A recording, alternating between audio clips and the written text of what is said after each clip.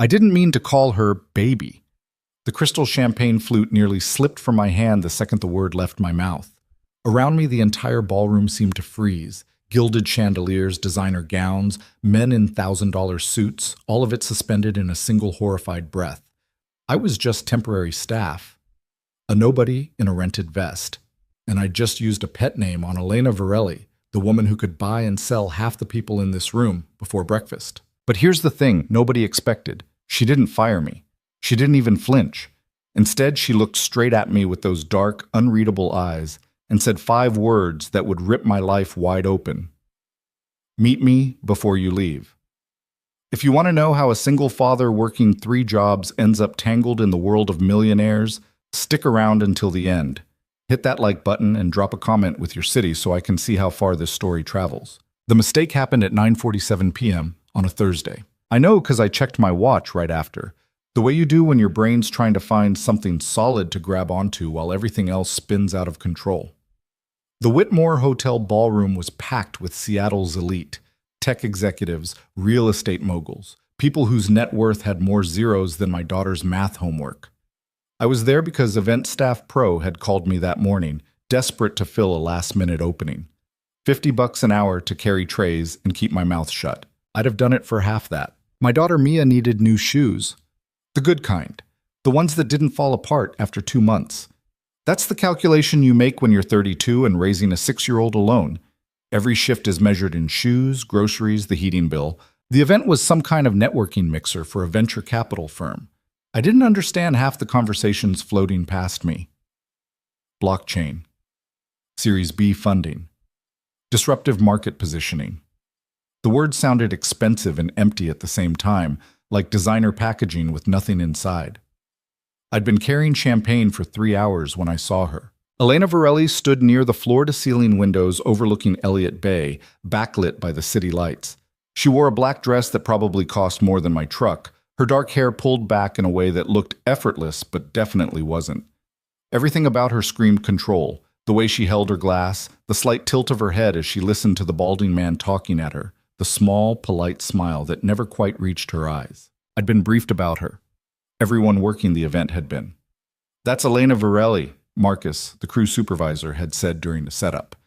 Self-made millionaire, started with nothing, built a consulting empire in 8 years. She's the keynote speaker tonight, so if she needs anything, you move fast and you don't screw it up. I'd nodded like I understood, but honestly, I didn't care about her origin story. Rich people love to pretend they'd clawed their way up from nothing.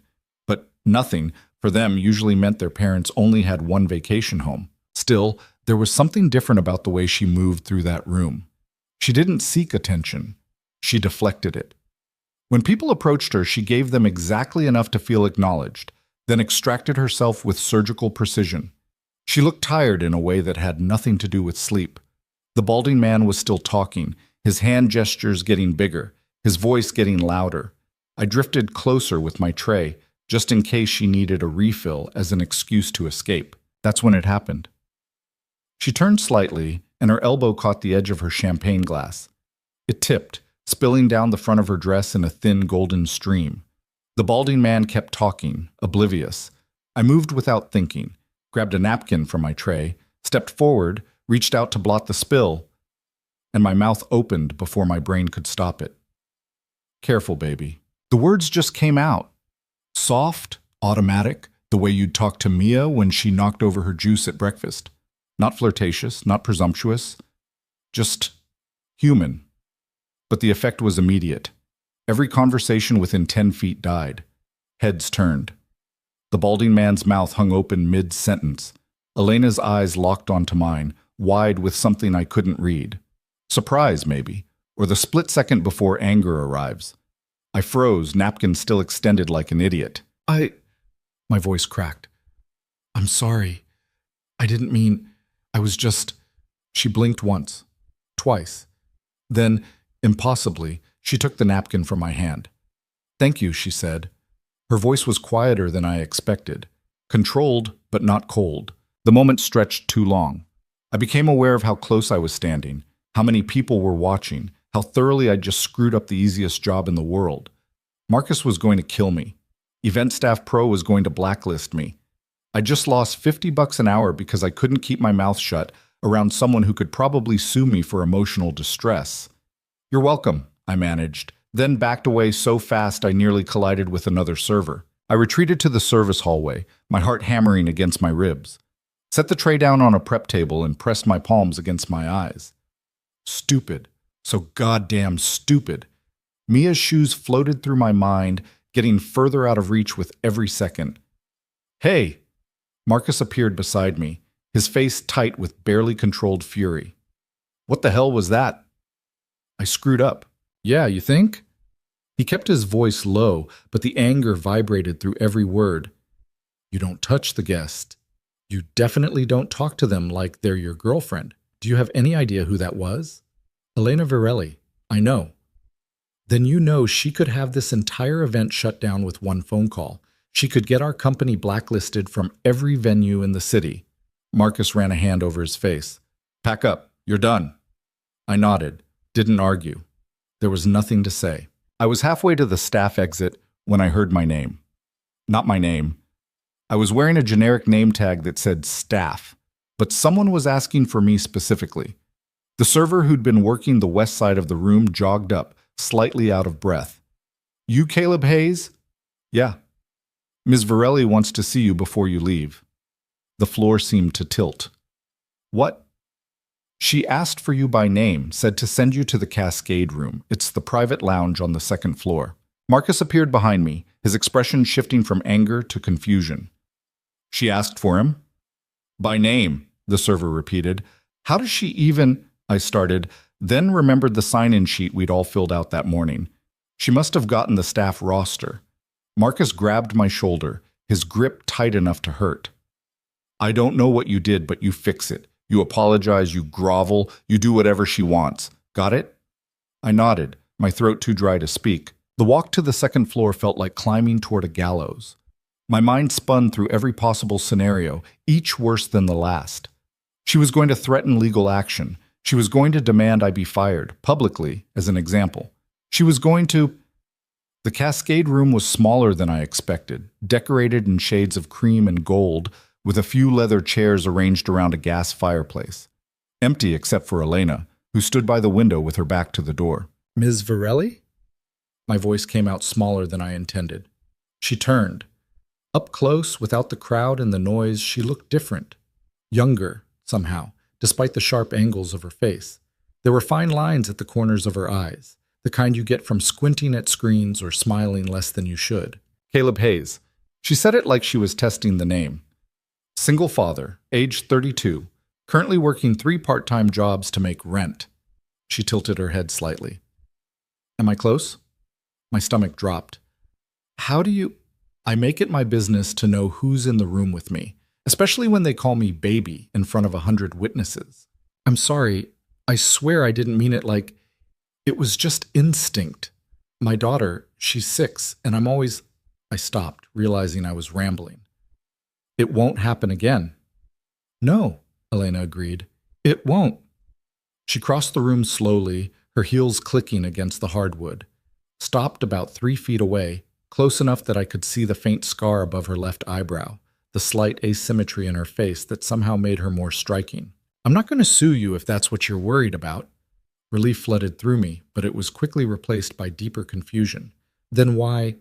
Because you did something nobody else in that room would have done.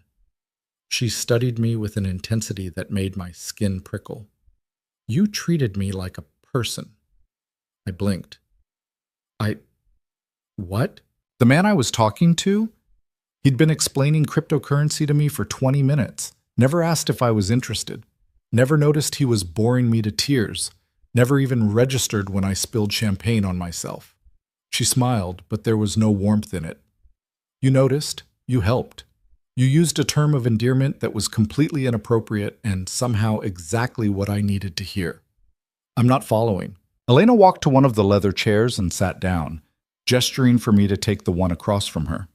I did, perching on the edge like I might need to run at any moment. I'm going to make you an offer, Caleb, and I need you to hear me out before you answer. Okay? I attend approximately 30 high-profile events per year. Galas, conferences, private dinners. These gatherings are crucial for my business, but they're also exhausting in ways most people don't understand. Everyone wants something. Everyone's performing. Everyone's trying to prove they belong. She leaned forward slightly, her dark eyes never leaving mine. I need someone who doesn't belong. Someone who isn't trying to climb any ladder or make any connections. Someone who can stand next to me at these events and be real. I don't understand what you're asking. I'm asking you to accompany me. Not as an employee exactly, not as a date, definitely not, but as... She paused, choosing her words carefully. As a grounding presence, someone who reminds me that not everything is a transaction. I stared at her. You want to hire me to go to parties with you? I want to pay you to be yourself at events where everyone else is pretending. She named a figure that made my vision blur. Per event, plus expenses, plus a clothing allowance, because you'll need to look the part. The number hung in the air between us. It was more than I made in 2 months. It was Mia's shoes and the heating bill and the credit card debt and maybe, possibly, a small cushion for the first time in years. Why me? Because in a room full of people trying to impress me, you're the only one who acted like I might be human. That's rarer than you think. But I'm nobody. I don't know anything about your world. I'll screw up. I'll say the wrong thing. You already did, and somehow it was exactly right. She stood, smoothing her dress. Think about it. You don't have to answer now. Here's my card. Call me by Monday if you're interested. She held out a simple white business card. I took it, my fingers clumsy. One more thing, Elena said, pausing at the door. If you do this, there are rules. You don't talk to the press. You don't leverage this connection for personal gain. You don't gossip about what you see or hear, and you never, ever make me regret choosing you. And if I break those rules? Her smile was sharp as broken glass. Then you'll discover exactly how unpleasant I can be when someone wastes my time. She left without another word. I sat there for a long time, holding the card, my hand shaking slightly. The whole thing felt insane, dangerous, like the setup for a scam I wasn't smart enough to see coming, but that number kept echoing in my head. I made it home just after midnight. The apartment was dark except for the glow from the bathroom nightlight. Mrs. Chen, my neighbor who watched Mia when I worked nights, was asleep on the couch. I paid her what I could, which was never enough, and she never complained. I checked on Mia. She was sprawled across her bed, covers kicked off, one arm hanging over the edge. Her current favorite stuffed animal, a ratty elephant named Peanut, was clutched against her chest. I tucked the blanket around her, careful not to wake her, and pressed a kiss to her forehead. She smelled like the cheap strawberry shampoo I bought in bulk at Costco. In my own room, I sat on the edge of the bed and pulled out Elena's card. Heavy stock, embossed lettering. Just her name, a phone number, and an email address. Nothing else. I thought about the way she'd looked at me in that lounge. Not like I was staff. Not like I was invisible. Like I was a puzzle she was trying to solve. My phone buzzed. A text from Marcus. Whatever you said to her worked. She told the venue manager you were refreshingly genuine. I don't know what that means, but I'm not asking questions. You're back on the roster. I read it 3 times, then set the phone down. Refreshingly genuine, like being broke and desperate made me authentic. I should have been angry, but mostly I was just tired. Tired of calculating every dollar, every decision, every risk. Tired of working myself into the ground and still coming up short. Tired of watching Mia grow up in an apartment with water stains on the ceiling and neighbors who screamed at each other through the walls. The number on that card could change things. Really change things. But nothing in life came free, especially not from people like Elena Varelli. I lay back on the bed, still fully dressed, and stared at the ceiling. Somewhere below me, Mr. Nakamura was playing his saxophone, the mournful notes bleeding through the floor. He always practiced after midnight, when the world was quiet enough to hear him. Sleep didn't come easy. When it finally did, I dreamed of ballrooms and champagne and a woman with dark eyes who looked at me like I might be worth something. Saturday morning, Mia and I went to the park. It was our routine. Every weekend I wasn't working, we'd hit Volunteer Park around 10 a.m. before the crowds arrived. Mia liked the swings best, pumping her legs furiously while I pushed, her laughter cutting through the cool spring air. Higher, Daddy. Any higher and you'll go into orbit. That's not scientifically possible, she informed me very seriously. She'd been on a space kick lately, checking out every book about planets the library had. The escape velocity of Earth is approximately 11.2 kilometers per second. Is that right? Miss Rodriguez told us. She knows everything. I caught the swing, slowing it down. Almost time to go, Bug. I've got a shift at 3. Her face fell. Again? Yeah, again. She dragged her feet in the wood chips, stopping the swing completely. When I grow up, I'm going to have a job where I never have to leave. What kind of job is that? An astronaut. Because in space, there's nowhere else to go. I crouched down in front of her, brushing hair out of her eyes. You're going to be the best astronaut in history. I know, she said, matter of fact. We walked home slowly, her small hand in mine.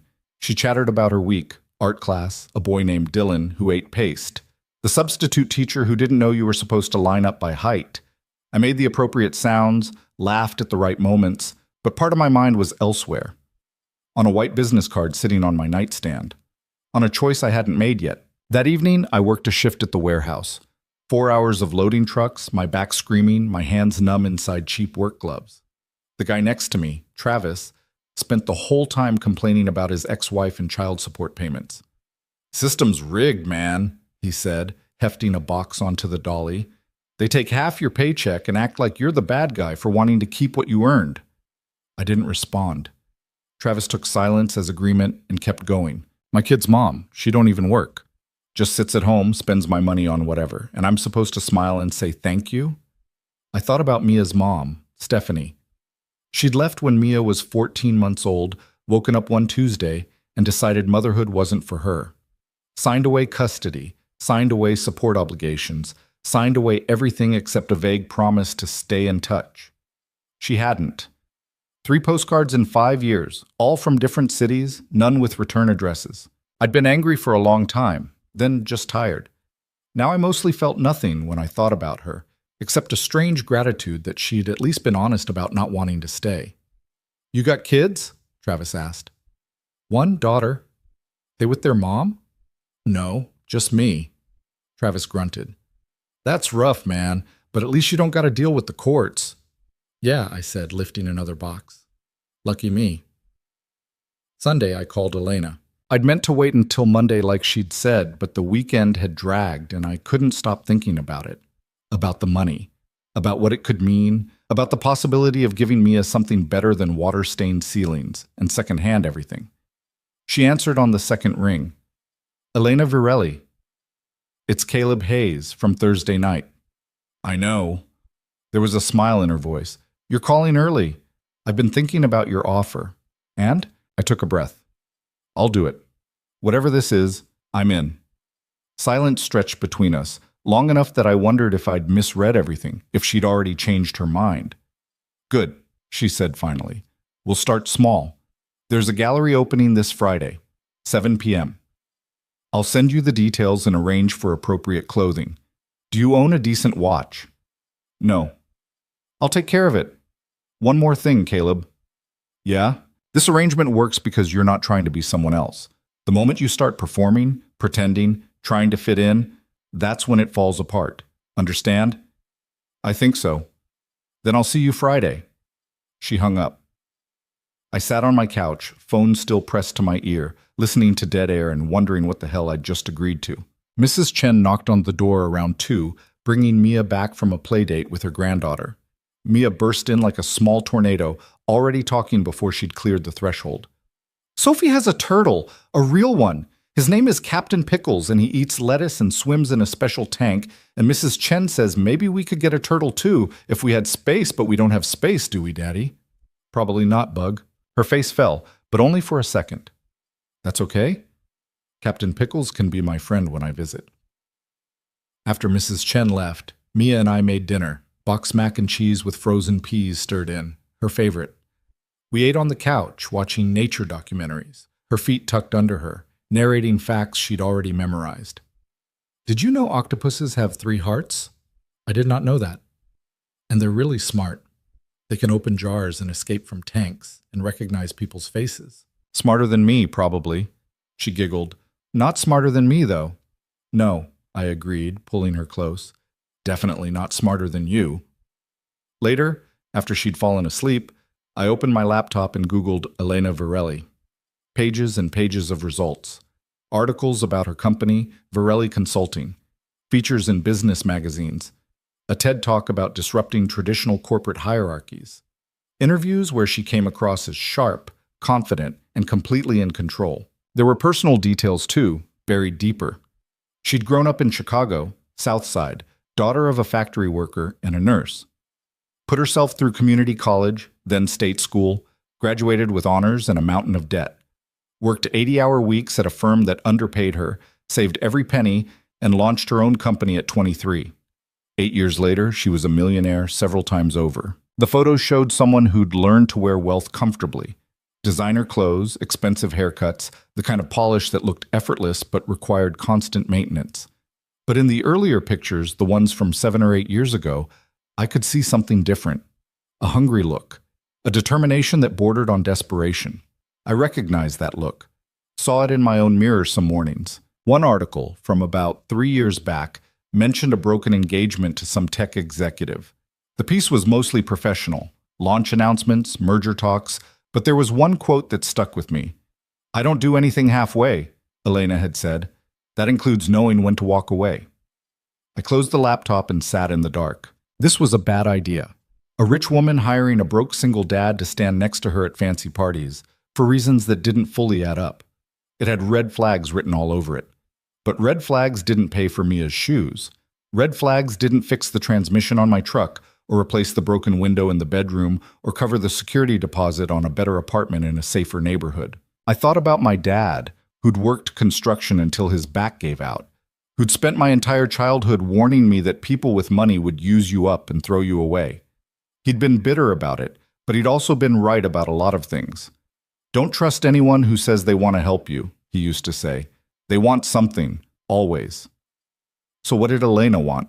I didn't have an answer, but I knew what I wanted. A chance. Just one real chance to get ahead instead of constantly falling behind. Maybe that made me desperate. Maybe desperate was the only thing I had left to work with. Friday arrived faster than I expected. A package showed up Wednesday. 2 suits, tailored to measurements I didn't remember giving, along with shirts, ties, shoes, and a watch that probably cost more than my truck. Everything fit perfectly. I didn't want to think about how she'd known my sizes. The gallery was in a converted warehouse in Pioneer Square, all exposed brick and industrial lighting. I arrived 15 minutes early, feeling like a fraud in clothes that cost more than my rent. The doorman barely glanced at me before stepping aside. Inside, maybe 70 people mingled among abstract paintings that looked like expensive accidents.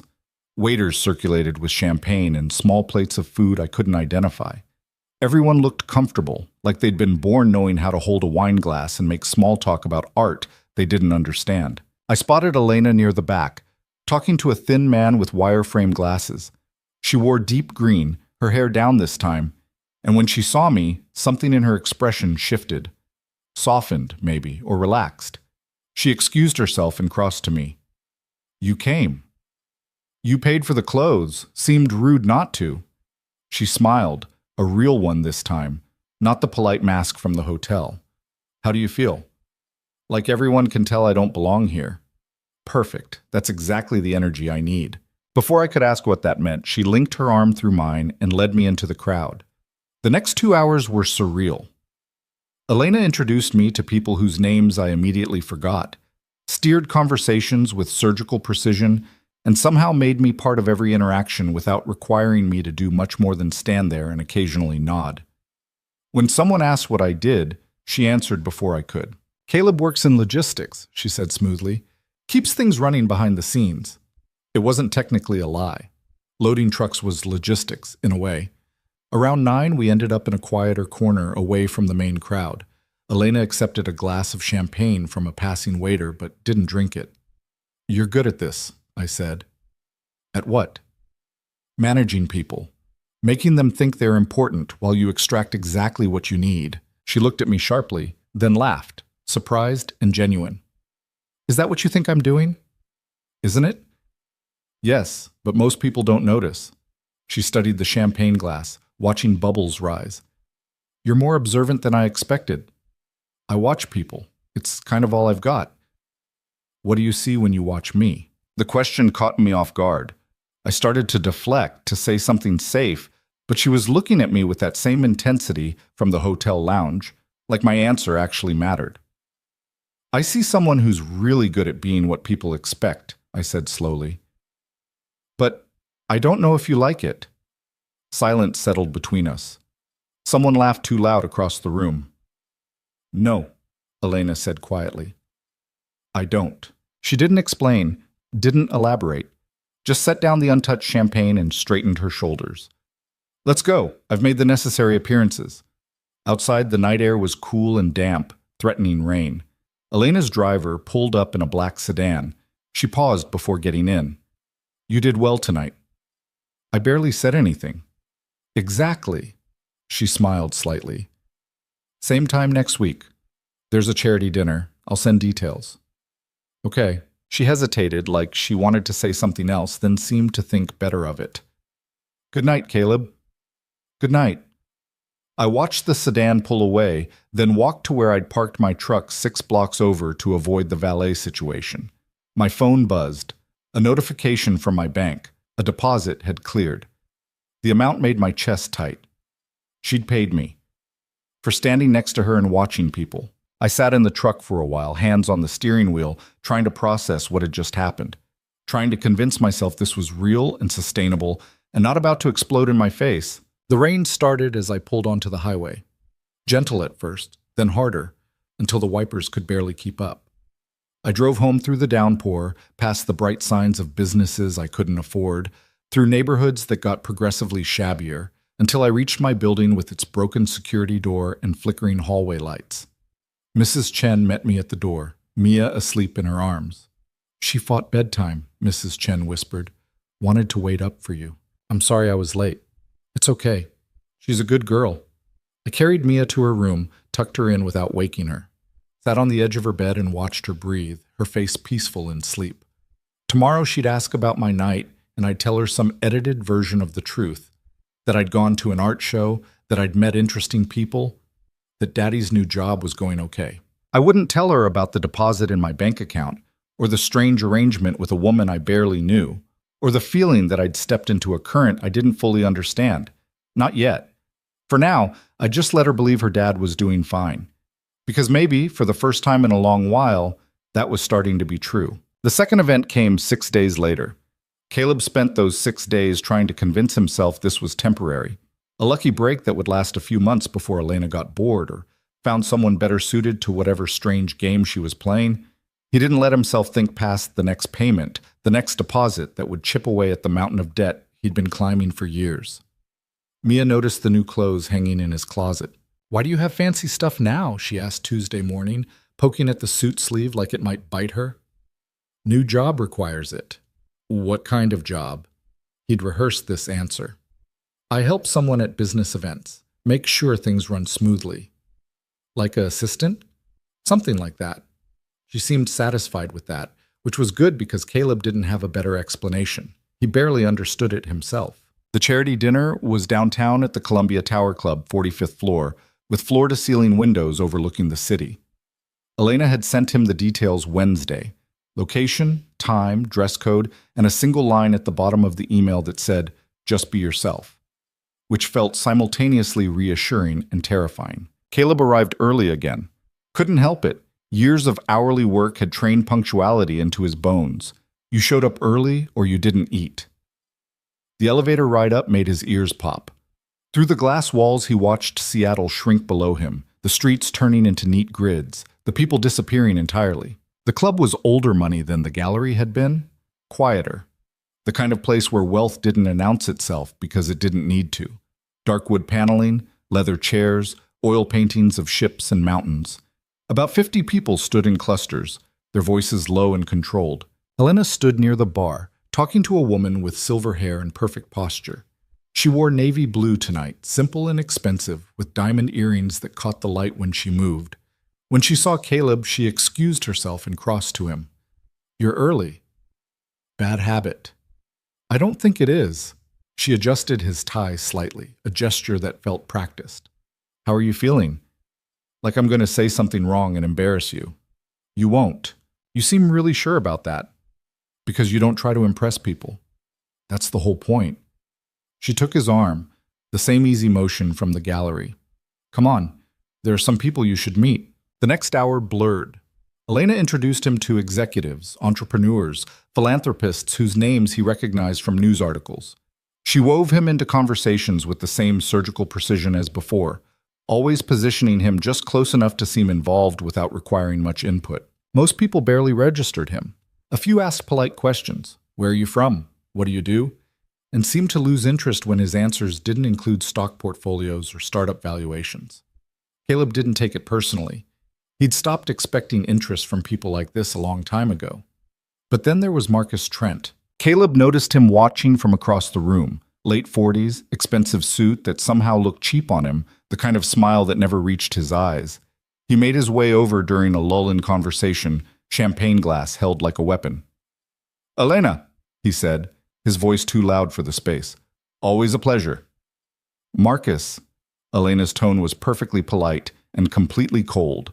I don't think I've met your companion. Marcus extended his hand to Caleb. Marcus Trent. I run a private equity firm downtown. Caleb Hayes. The handshake was aggressive, all squeeze and no warmth. Hayes, Marcus repeated like he was testing the name. What's your background, Caleb? Logistics, Elena said before Caleb could answer. How fascinating. Which firm? He's independent, Elena said smoothly. Consulting work, mostly. Marcus's smile sharpened. Independent. How enterprising. He turned his attention fully to Caleb, and there was something predatory in his expression. You know, Elena has excellent taste in business associates. I'm always curious about new talent in the consulting space. I appreciate that, Caleb said carefully. What's your specialty? Operations? Strategy? Process optimization? The questions came fast, designed to expose. Caleb felt the trap closing, but couldn't see a way out that didn't involve lying outright or admitting he had no idea what Marcus was talking about. Elena stepped in. Marcus, I hate to interrupt your interrogation, but Caleb and I need to speak with the development director before dinner starts. Of course, of course. Marcus raised his glass in mock salute. We should grab lunch sometime, Caleb.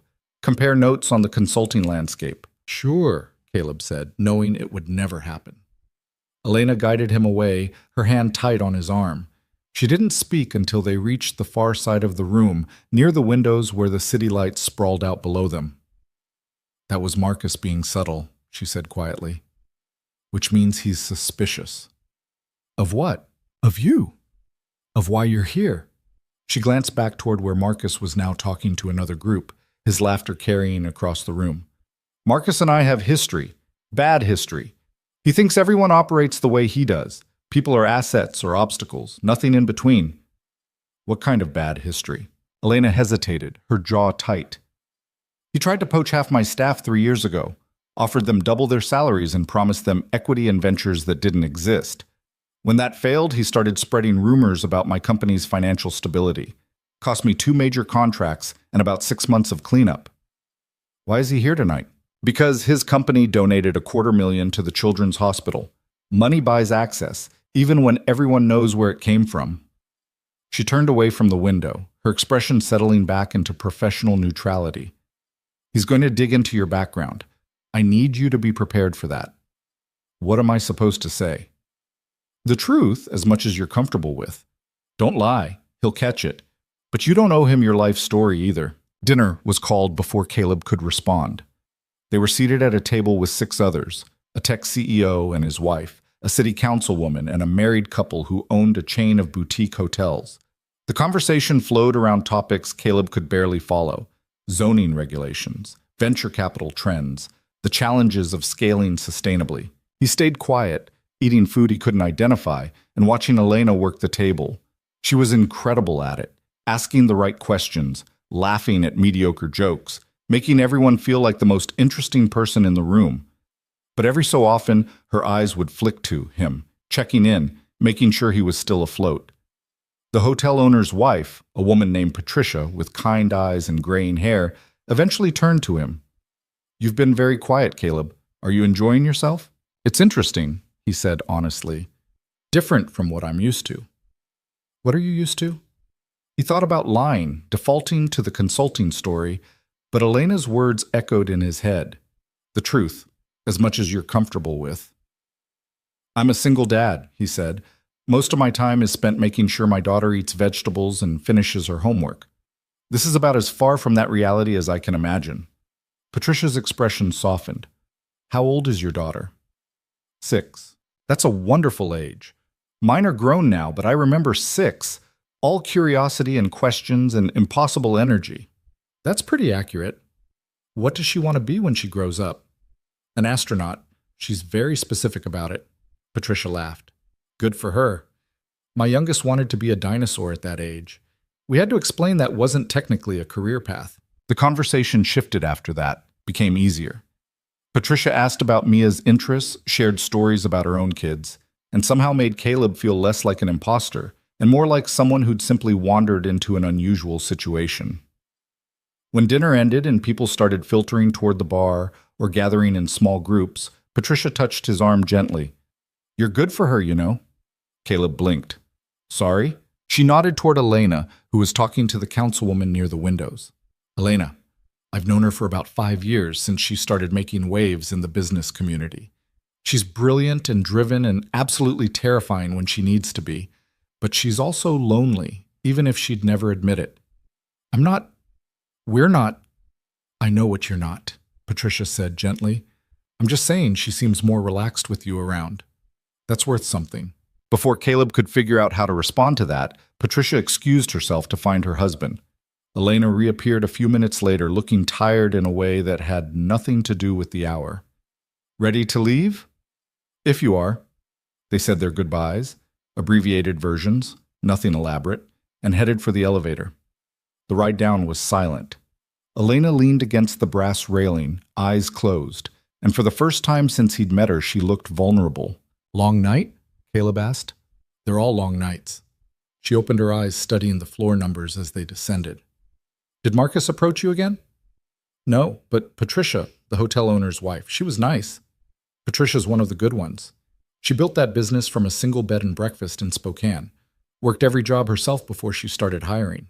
The elevator opened onto the lobby. Elena's driver was waiting outside, the black sedan idling at the curb. But Elena didn't move toward it immediately. Instead, she turned to Caleb. How honest can I be with you? The question caught him off guard.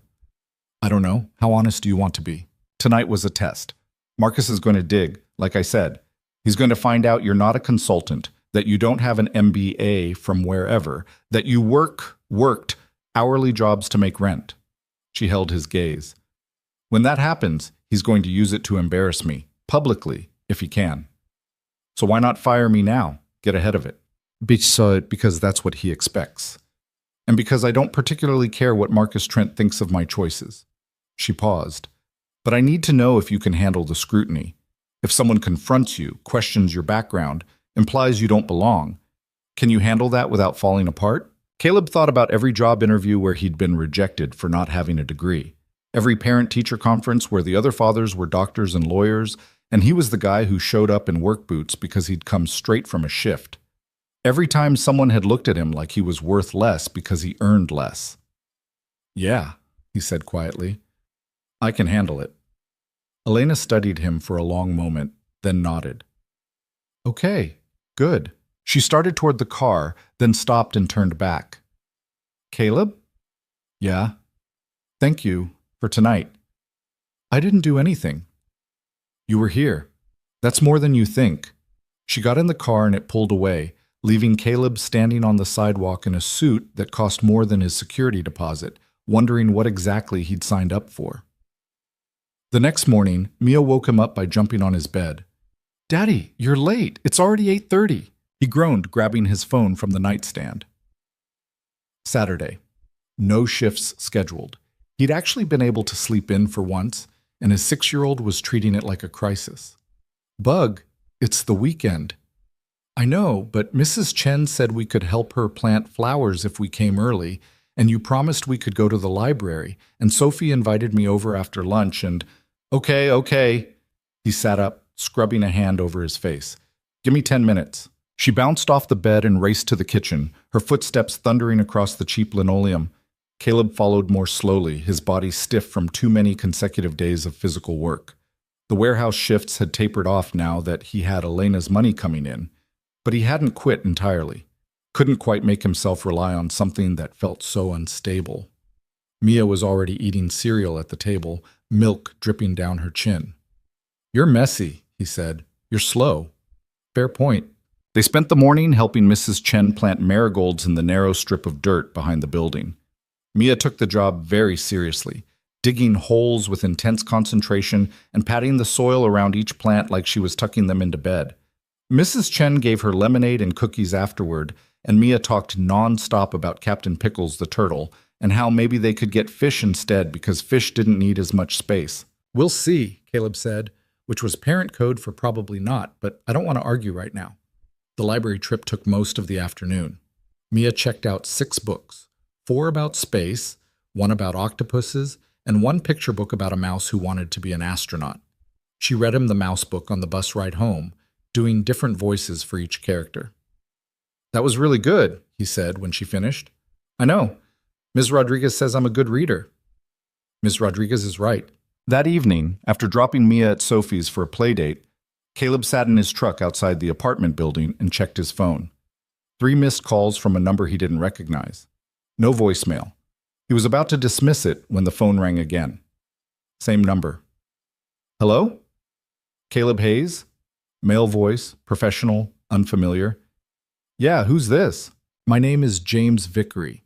I'm a reporter with the Seattle Tribune.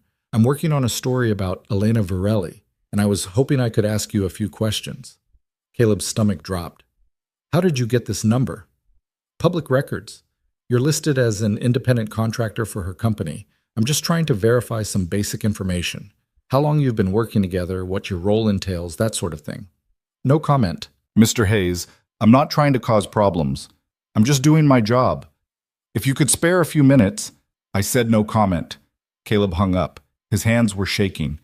This was Marcus. Had to be. Less than 24 hours and the vultures were already circling. He called Elena. She answered on the first ring. "What's wrong?" "How did you, you never call me." "Something's wrong. A reporter just contacted me, James Vickery, Seattle Tribune, asking about our working relationship." Silence on the other end, then a long exhale. "Did you say anything?" "No," hung up on him. "Good. Don't answer if he calls back. Don't engage with any media, period. I'll handle this." "Elena, I'm sorry." "This isn't your fault. It's Marcus being predictable." Her voice was tight with controlled anger. "I'll make some calls. This goes away before it becomes a problem.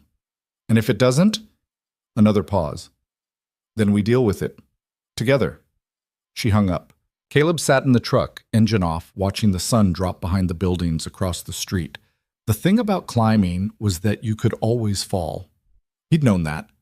Had told himself he was prepared for it. But knowing it and experiencing it were different things entirely. Monday morning, Caleb's phone buzzed with a text from Elena. "Lunch? 12:30. I'm sending a car."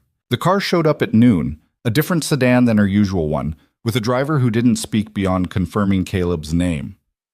They drove to a restaurant in Madison Park, the kind of place with white tablecloths and prices that weren't listed on the menu. Elena was already seated at a corner table, away from the windows. She'd pulled her hair back and wore minimal makeup, like she'd come straight from a gym or hadn't slept.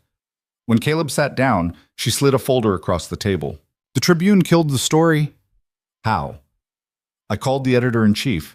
Reminded him his paper had covered our hospital donation last year very favorably, and it would be unfortunate if future philanthropic efforts went unrecognized due to sloppy reporting from overeager staff." Caleb stared at her. "You threatened them." "I made a business observation." "That's the same thing." "Yes." She opened her menu without looking at it. "But it worked. Vickery's been reassigned to city council coverage." "What about Marcus?" "Marcus is persistent but not stupid. He knows I know it was him. That limits his next moves." She finally looked up, her dark eyes tired. "But this is going to keep happening, Caleb. People are going to ask questions. They're going to want to know who you are and why you're with me." "What do you want me to say?" "Whatever you're comfortable with. But understand that silence is also an answer, one that makes people more curious, not less. The waiter appeared, took their orders. Elena ordered for both of them without asking, and Caleb didn't object. When the waiter left, she leaned forward slightly. I need to ask you something, and I need you to be completely honest. Okay. Are you having second thoughts about this arrangement? Caleb considered lying, giving her the easy answer, but her earlier words echoed back. The truth as much as you're comfortable with. Sometimes, he admitted. When things like this happen, yeah. I think about how much simpler my life was when I was invisible. But invisible didn't pay Mia's dentist bills. Invisible didn't mean I could take a weekend off without calculating whether we'd make rent. So yeah, I have second thoughts, but I also have reasons to stay. Elena nodded slowly. That's fair. Their food arrived, something with salmon and asparagus that tasted expensive. They ate in silence for a while, the restaurant's ambient noise filling the space between them. Can I ask you something? Caleb said eventually. Go ahead. Why do you actually do this? The events? The networking? All of it. You've already made it. You don't need more money or more success. So what's the point? Elena set down her fork, her expression unreadable. That's a complicated question. I've got time. She smiled slightly. When I started my company, I was hungry. Not metaphorically, actually hungry sometimes, because I was putting every dollar back into the business. I worked out of a studio apartment with furniture from Goodwill and ate ramen for dinner more often than I'd like to admit. Sounds familiar. I told myself that once I made it, once I had enough money to be comfortable, I'd stop. I'd step back, enjoy what I'd built. She picked up her water glass, turned it slowly in her hands. But it doesn't work that way. Success creates its own obligations. People expect things from you. Your company grows and suddenly you're responsible for 40 employees and their families. You get invited to serve on boards, speak at conferences, donate to causes. And if you stop, even for a moment, someone else fills that space. So you're trapped. I'm committed. There's a difference. Is there? She looked at him sharply, then her expression softened. I don't know anymore. The honesty in those 5 words hit harder than Caleb expected. Here was this woman who commanded rooms full of powerful people, who'd built an empire through sheer will, admitting she'd lost sight of why she was doing any of it. For what it's worth, Caleb said, you don't seem happy. Happiness is a luxury. That's bullshit. Elena's eyebrows rose. Excuse me? It's bullshit, he repeated, more gently this time. Happiness isn't something you earn after checking enough boxes. It's not a reward for success. It's just moments. Small ones, usually. My daughter laughing at a dumb joke. Mrs. Chen's lemonade on a hot day. The way the city looks right before sunrise when I'm driving home from a night shift. That's very philosophical for someone who loads trucks for a living. Loaded. Past tense. Mostly. He met her eyes. And yeah, maybe it is. But you asked why I stay despite the second thoughts. Those moments are why. Because this money, this whole weird arrangement, it gives me more of them. More time with Mia, less stress about bills that's worth navigating whatever Marcus Trent throws at me. Elena was quiet for a long moment. When she spoke, her voice was softer than he'd heard it before. Your daughter is very lucky to have you. I'm the lucky one. No, Elena said. Trust me, you are not. They finished lunch without much more conversation. Elena insisted on paying. This is a business meal. And they walked out to where both cars were waiting. Before getting into her sedan, she turned back to him. There's an event this Friday. Tech Industry Gala at the Convention Center. Bigger crowd than usual, more media presence. She paused. After what happened with the Tribune, I'll understand if you'd rather sit this one out. Caleb thought about it. About the reporter's phone call and Marcus Trent's predatory smile and the feeling of being examined under a microscope. Then he thought about Mia's new shoes, the ones he'd bought without checking his account balance first, about the small cushion growing in his savings, about the possibility of moving somewhere better, somewhere with heat that worked and neighbors who didn't scream through walls. What time should I be there? Elena smiled, genuine relief crossing her features. 7. I'll send the details. Okay. She hesitated like she wanted to say more, then seemed to think better of it. See you Friday, Caleb. See you Friday. He watched her car pull away, then got into his own ride back to the apartment. The driver took a different route this time, cutting through downtown, past the buildings where people like Elena worked. Caleb looked up at the glass towers and wondered what it felt like to own that kind of space, to command that kind of power. Then he thought about going home to Mia, who didn't care about power or money or status, who just wanted him to read her the Mouse Astronaut book again and help her build a blanket fort in the living room. Maybe Elena was right. Maybe happiness was a luxury, but if that was true, Caleb was richer than he'd thought. Wednesday evening, Mia's teacher called. Mr. Hayes, I wanted to touch base about Mia's homework situation. Caleb's stomach tightened. Is there a problem? Not exactly, but she's been turning in assignments late recently. Nothing dramatic, just a day or two behind. I wanted to check if everything's okay at home. Yeah, everything's fine. I've been working some evening shifts. I might not be checking her backpack as consistently as I should. That's understandable. I just wanted to make sure there wasn't anything else going on. Ms. Rodriguez's voice was kind but firm. Mia's a bright kid. I'd hate to see her fall behind because of something we could easily address. I'll stay on top of it. Thank you for letting me know. After he hung up, Caleb sat at the kitchen table and pulled out Mia's backpack. Sure enough, there were 3 worksheets she hadn't finished, plus a reading log that was 2 weeks behind. He heard her in her room, singing off-key to herself while she played. The guilt settled heavy in his chest. He'd been so focused on the money, on securing their future, that he'd let the present slip. Mia, he called. Come here, please. She appeared in the doorway, Peanut the elephant tucked under one arm. Am I in trouble? No, but we need to talk about homework. Her face fell. I forgot. That's the problem. We can't forget. School matters. But you're always working now. The words hit like a punch. I know, and I'm sorry about that, but that doesn't mean you stop doing your work. We're going to set up a new system, okay? Every day when you get home, first thing we do is check your backpack together. No TV, no playing until homework's done. That's not fair. Maybe not, but it's necessary. She crossed her arms, her expression mutinous. For a second, she looked exactly like her mother. Same stubborn set to her jaw, same refusal to back down. Then her face crumpled.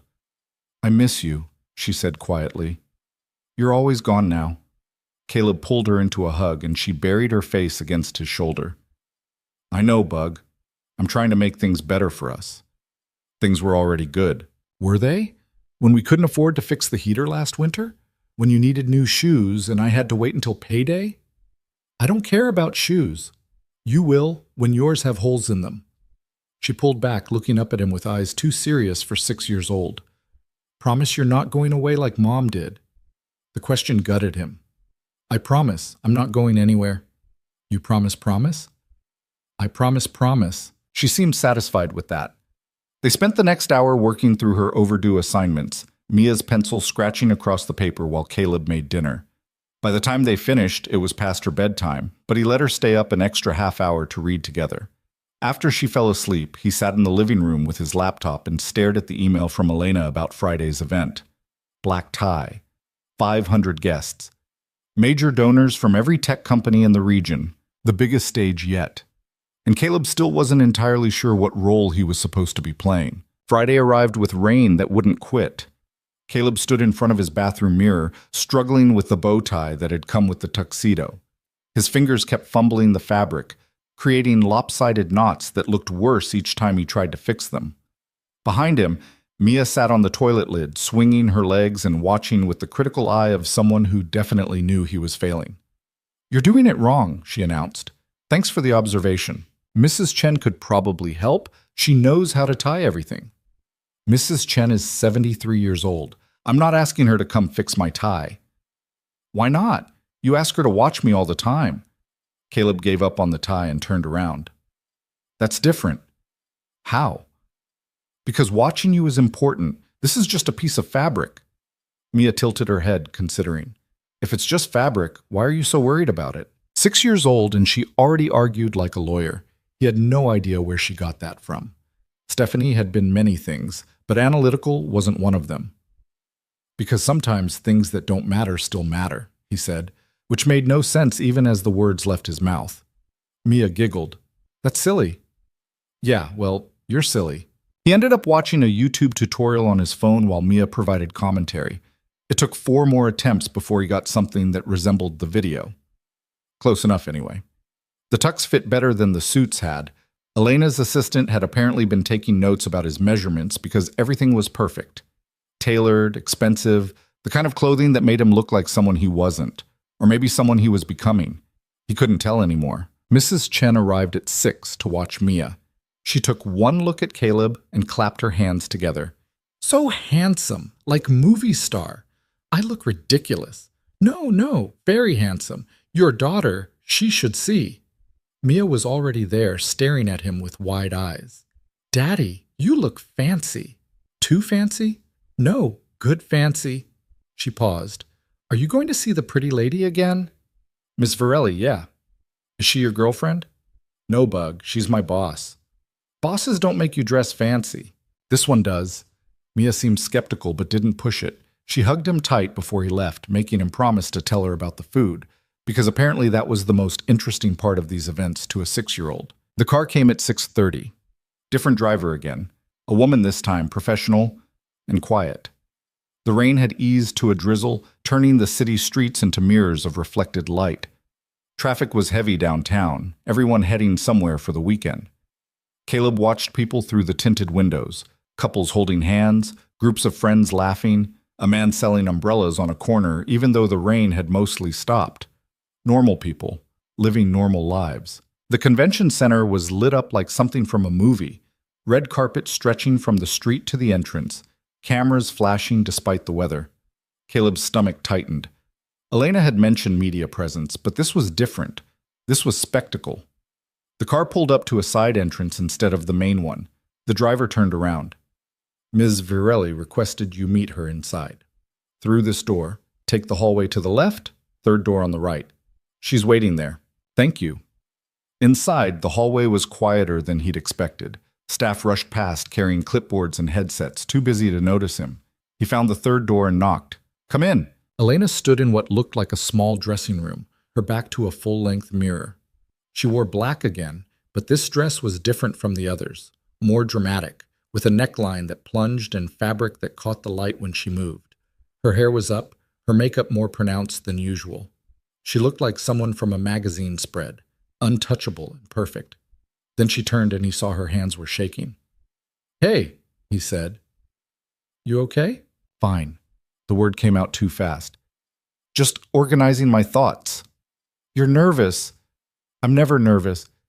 Your hands are shaking. She looked down at them like they'd betrayed her, then clasped them together. This event is important. There are people here tonight who can make or break deals worth millions. I need to be sharp. You're always sharp. Tonight, I need to be perfect. She met his eyes in the mirror. And I need you to be ready for what's coming. What's coming? Scrutiny, questions. Marcus Trent is going to be here, and he's not going to be subtle anymore. He's going to push, try to expose you, make you look foolish. She turned to face him directly. Can you handle that? Caleb thought about every time someone had looked down on him for not having a degree, for working with his hands, for being young and broke with a kid to raise. The anger that came with those moments had long since burned down to something quieter, but no less solid. I've been looked down on my entire life, he said. One more rich asshole isn't going to break me. Something in Elena's expression shifted. Relief, maybe, or respect. Good. Because tonight he's going to try. They walked to the main ballroom together. The space was enormous, bigger than any venue Caleb had seen yet. Round tables filled the floor, each one decorated with elaborate centerpieces that probably cost more than his monthly rent. A stage dominated the far wall, screens on either side showing a rotating loop of sponsor logos. At least 500 people filled the room, their voices creating a low roar of conversation and laughter. Elena's hand found his arm, the gesture familiar now. Stay close. Don't let anyone separate us. Why would they? Because that's how it works. They isolate, then attack. She guided him through the crowd with practiced efficiency. People called out greetings, tried to catch her attention, but she kept moving, acknowledging them with small nods or brief words without stopping. They made it to their table near the front. 8 seats, 5 already occupied. Caleb recognized Patricia, the hotel owner's wife from the charity dinner. She smiled warmly when she saw him. Caleb, Wonderful to see you again. You too. The others at the table introduced themselves, names and titles that immediately slipped from Caleb's memory. A pharmaceutical executive, a woman who ran a venture capital firm, a married couple involved in commercial real estate.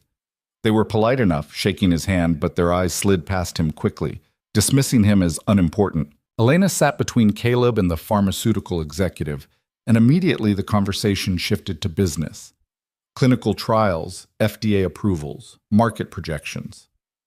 Caleb stopped trying to follow after the first 5 minutes. Dinner was served in courses, each one more elaborate than the last.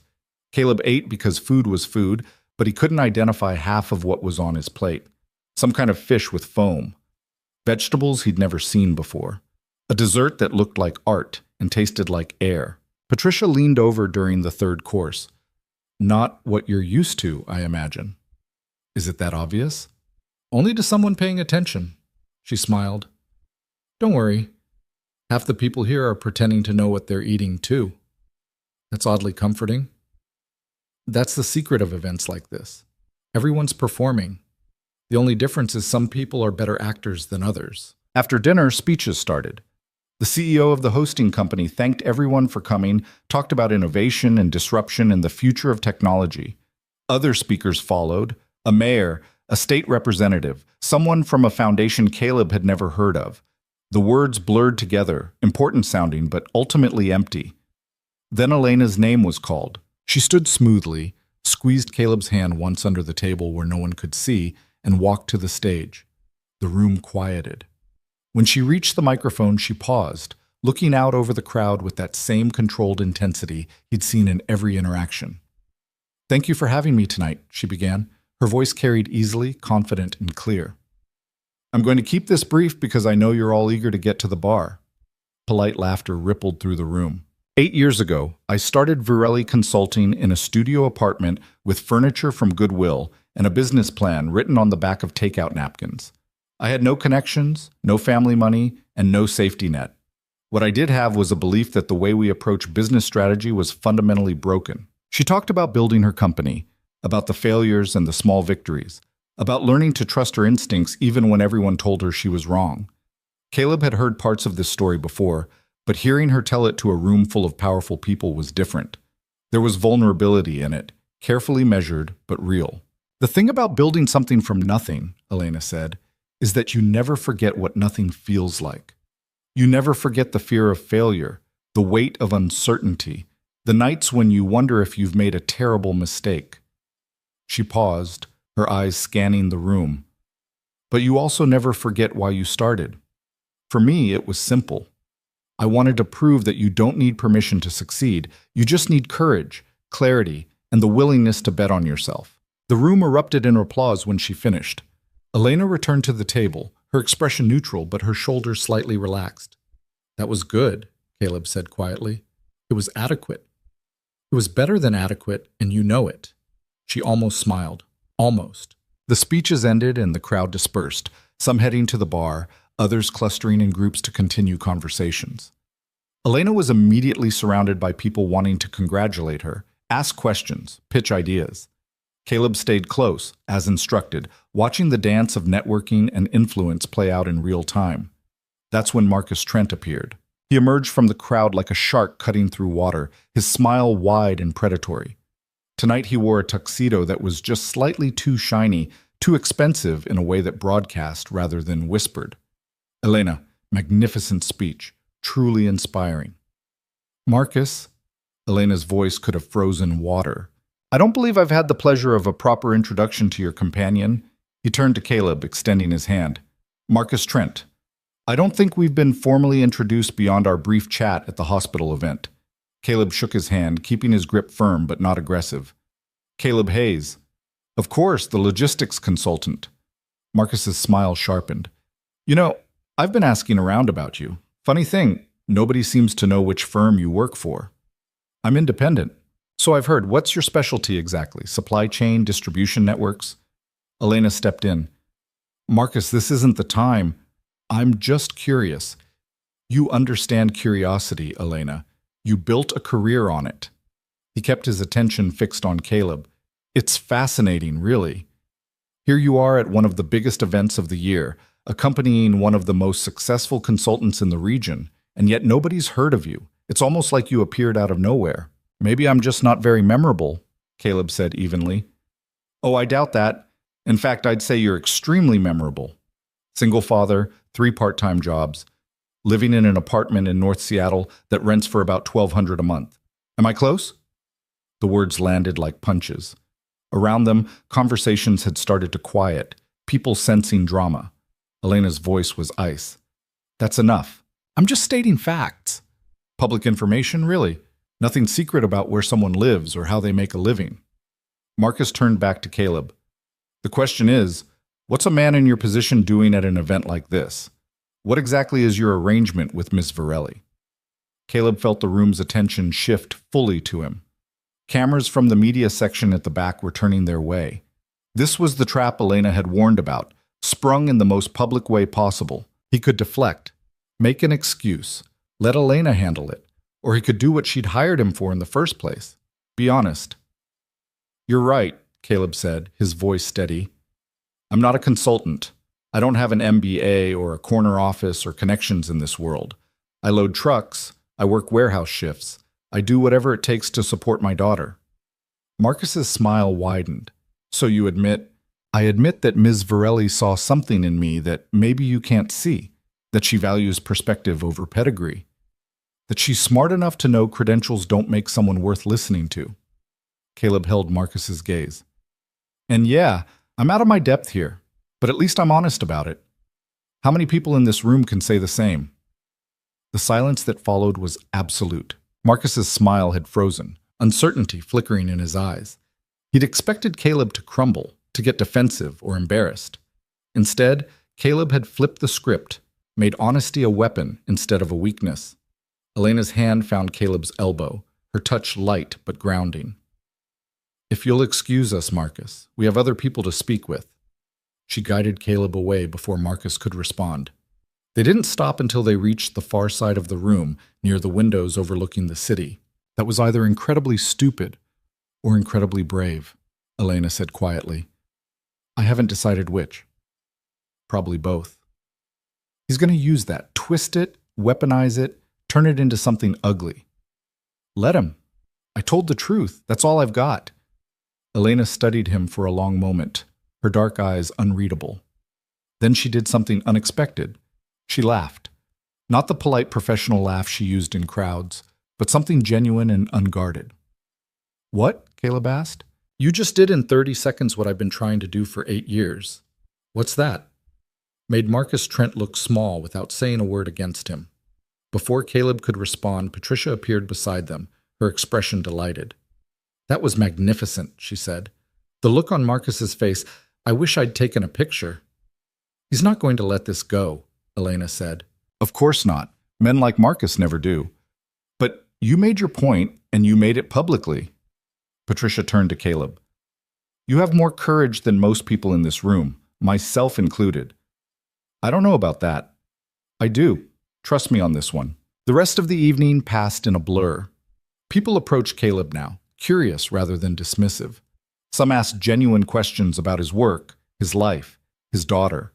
Others were clearly just fishing for gossip, trying to understand the dynamic between him and Elena. He answered honestly when he could, and deflected when he couldn't, following Elena's lead through the social minefield. By 10:30, the crowd had started to thin. Elena made their excuses, thanking the hosts, and they headed for the exit. Outside, the rain had stopped completely, leaving the streets slick and glistening under streetlights. The car was waiting. They got in, and the driver pulled away from the curb smoothly. For several minutes, neither of them spoke. Elena stared out the window, her expression distant. Are you angry? Caleb finally asked. No. You seem angry. I'm thinking. About? She turned to look at him. About the fact that you just did something I would never have had the courage to do. You stood in front of 500 people and admitted vulnerability. Do you understand how rare that is in this world? It didn't feel brave, it felt necessary. That's what makes it brave. The car navigated through downtown traffic, past bars and restaurants still full of Friday night crowds. Elena's phone buzzed repeatedly. Messages, probably, reactions to what had happened. She ignored them all. Marcus is going to escalate, she said. Tonight was just the opening move. What's the next move? I don't know, but it won't be subtle. She turned back to the window. I'm sorry you got dragged into this. I'm not. She looked at him sharply. Why not? Because for the first time in a long time, I feel like I'm doing something that matters. Maybe not in the grand scheme of things, but to you, and that's enough. Elena didn't respond, but something in her expression softened. They rode the rest of the way in comfortable silence. The car dropped Caleb at his building just before 11. He climbed the stairs to his apartment, exhausted in a way that had nothing to do with physical labor. Inside, Mrs. Chen was asleep on the couch again, the TV playing some late-night show on mute. He paid her, thanked her, and checked on Mia. She was sprawled across her bed as usual, Peanut the elephant clutched tight. He stood in the doorway watching her breathe, her face peaceful in sleep, completely unaware of the chaos her father was navigating. In his room, Caleb took off the tuxedo carefully, hanging it up exactly as he'd found it. Back in his own clothes, sweatpants, and an old t-shirt, he felt more like himself. He sat on the edge of his bed and pulled out his phone. 3 missed calls from the same Seattle Tribune number. James Vickery, probably, following up on the scene at the gala. Caleb deleted the notifications without listening to the voicemails. There was a text from Elena, sent 20 minutes ago. Thank you for tonight.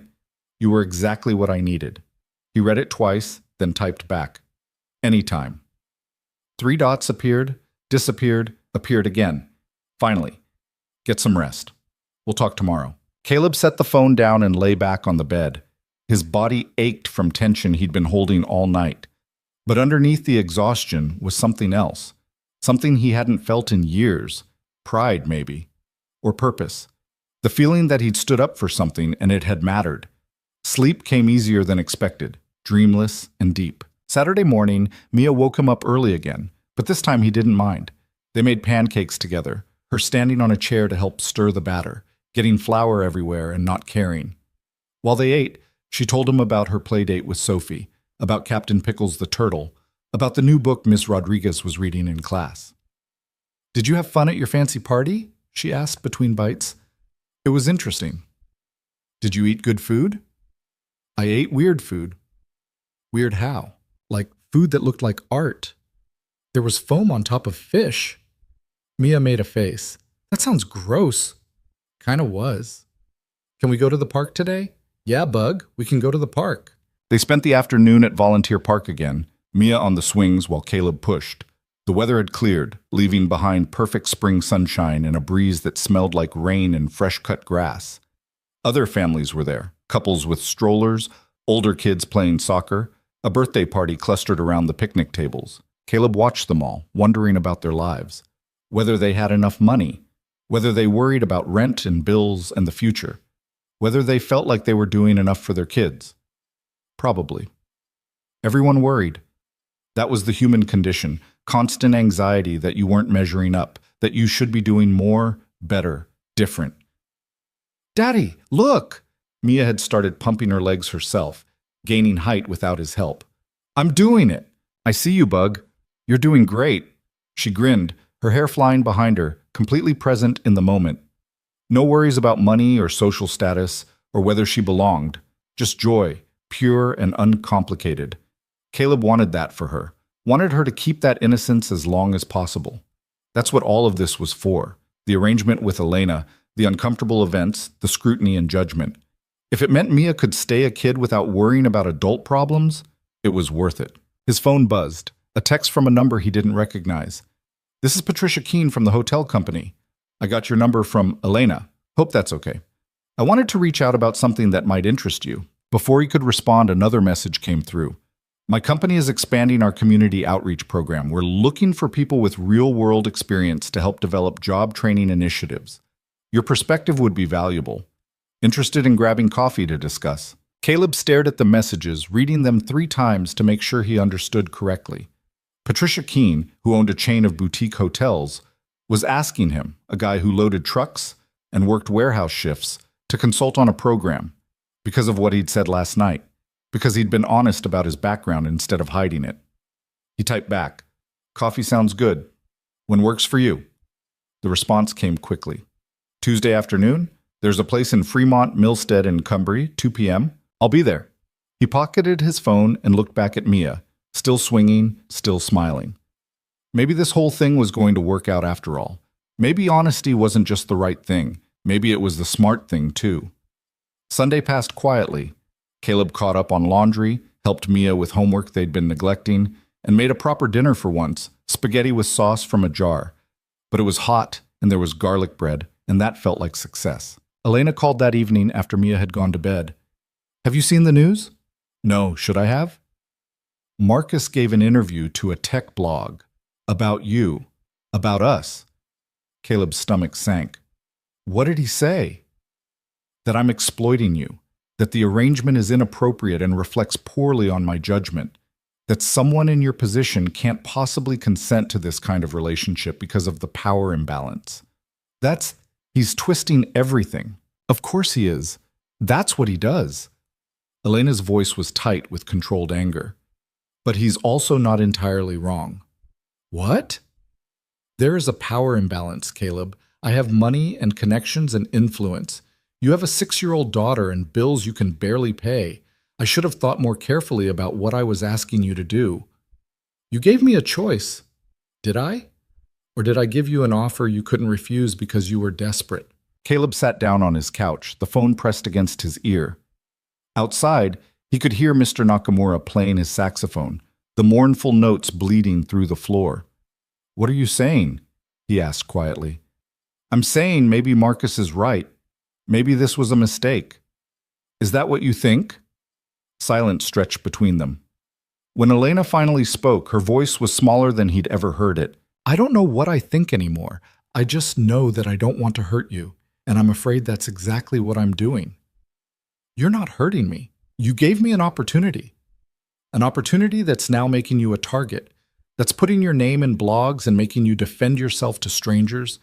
Is that really better than where you were before? Caleb thought about the past few weeks, the money that had started accumulating in his account, the new shoes for Mia, the possibility of moving somewhere better, the coffee meeting with Patricia that might lead to something more. Then he thought about the reporter calls, Marcus Trent's predatory smile, the feeling of being examined and judged by people who'd decided his worth based on his bank balance. Yeah, he said finally.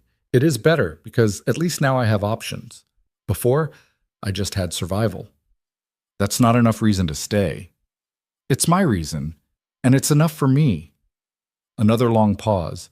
He could hear her breathing, could picture her in whatever expensive apartment she lived in, probably staring out at the city lights, trying to solve this like it was a business problem with a clear answer. I need to think about this, Elena said.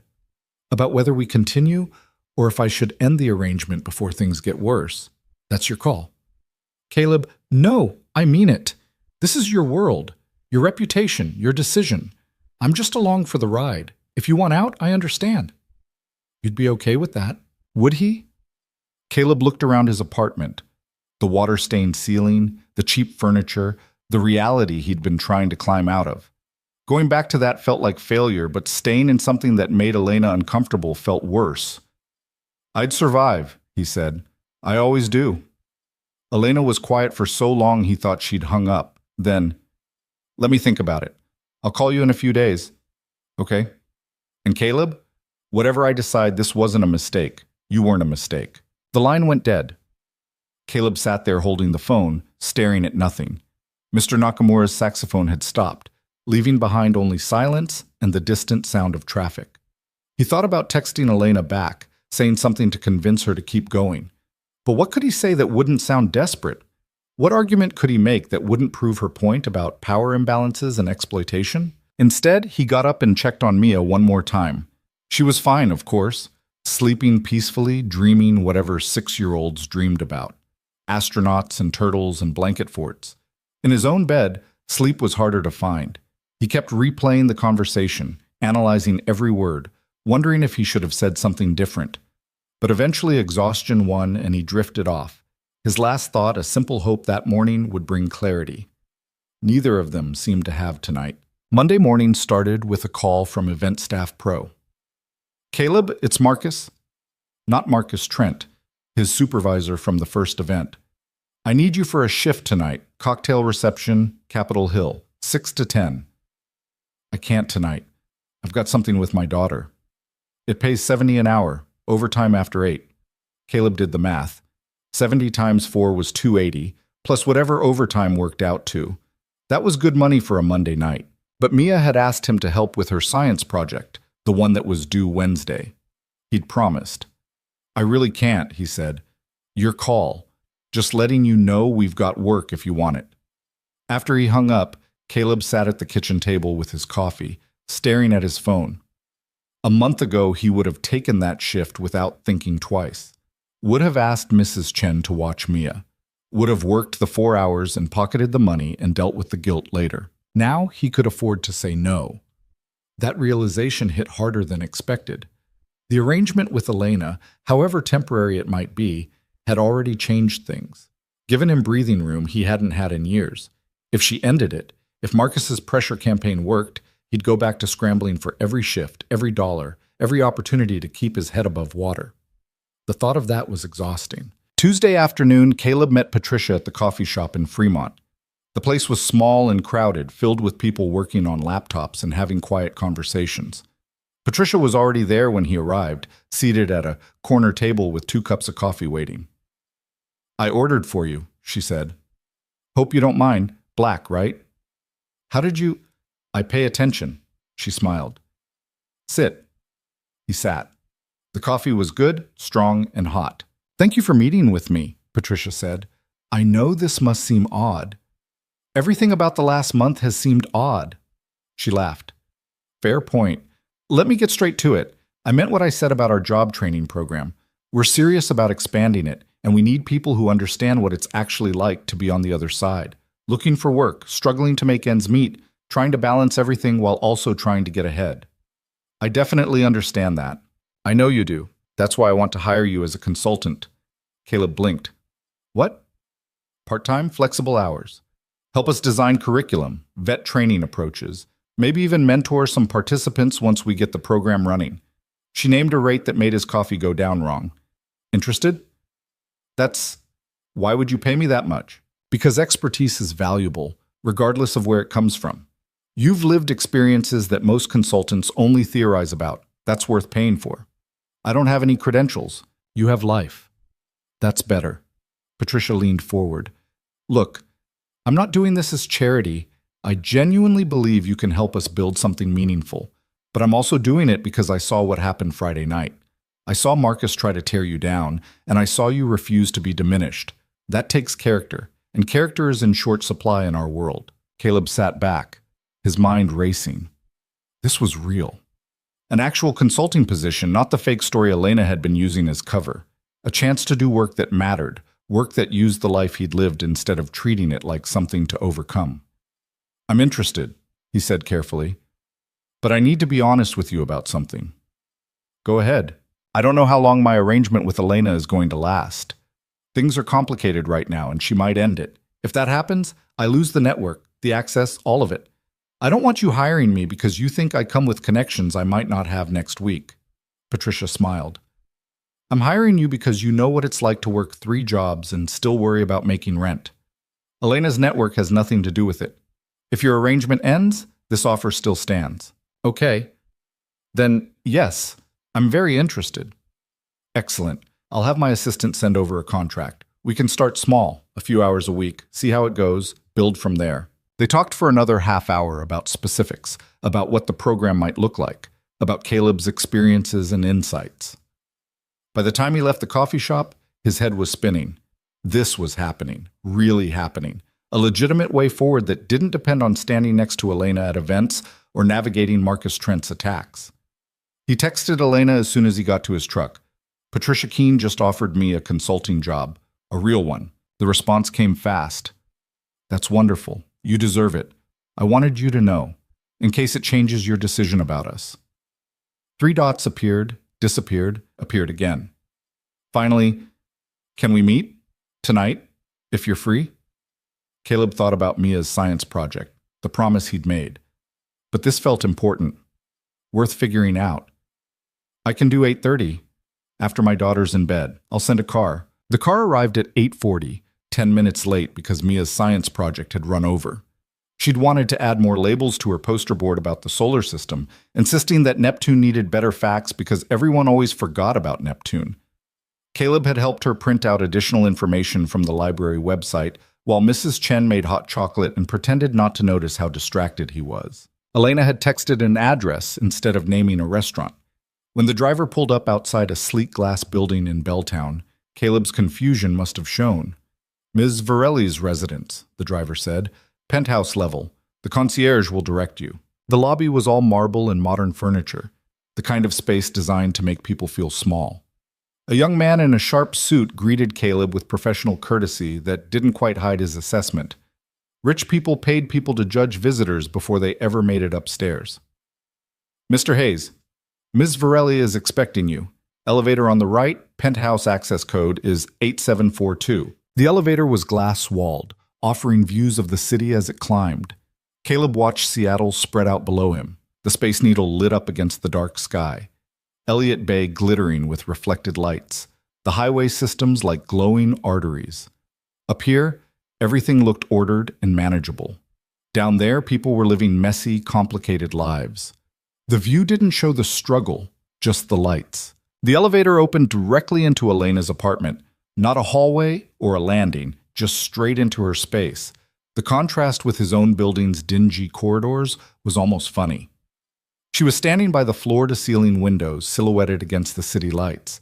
She'd changed from whatever she'd worn to work. Now she was in jeans and a soft sweater, her hair down, no makeup that he could see. It was the most casual he'd ever seen her, and somehow it made her seem younger, more real. "Thanks for coming," she said without turning around. "Thanks for inviting me. Can I get you something? Water, coffee, something stronger?" "Water's fine." She moved to the open kitchen, all stainless steel and dark countertops, and poured 2 glasses from a pitcher in the refrigerator. Handed him one, then gestured toward the living area. The furniture was expensive but sparse. Nothing personal visible anywhere. No photos, no knickknacks, nothing that said someone actually lived here beyond the basics of existence. They sat on opposite ends of a gray couch that probably cost more than his truck. "Nice place," Caleb said, because someone had to break the silence. "It's adequate." That's not exactly a ringing endorsement. "I'm not here very often. It functions as a place to sleep between obligations." She took a sip of water, set it down on the glass coffee table. "I asked you here because I owe you an explanation. About Sunday.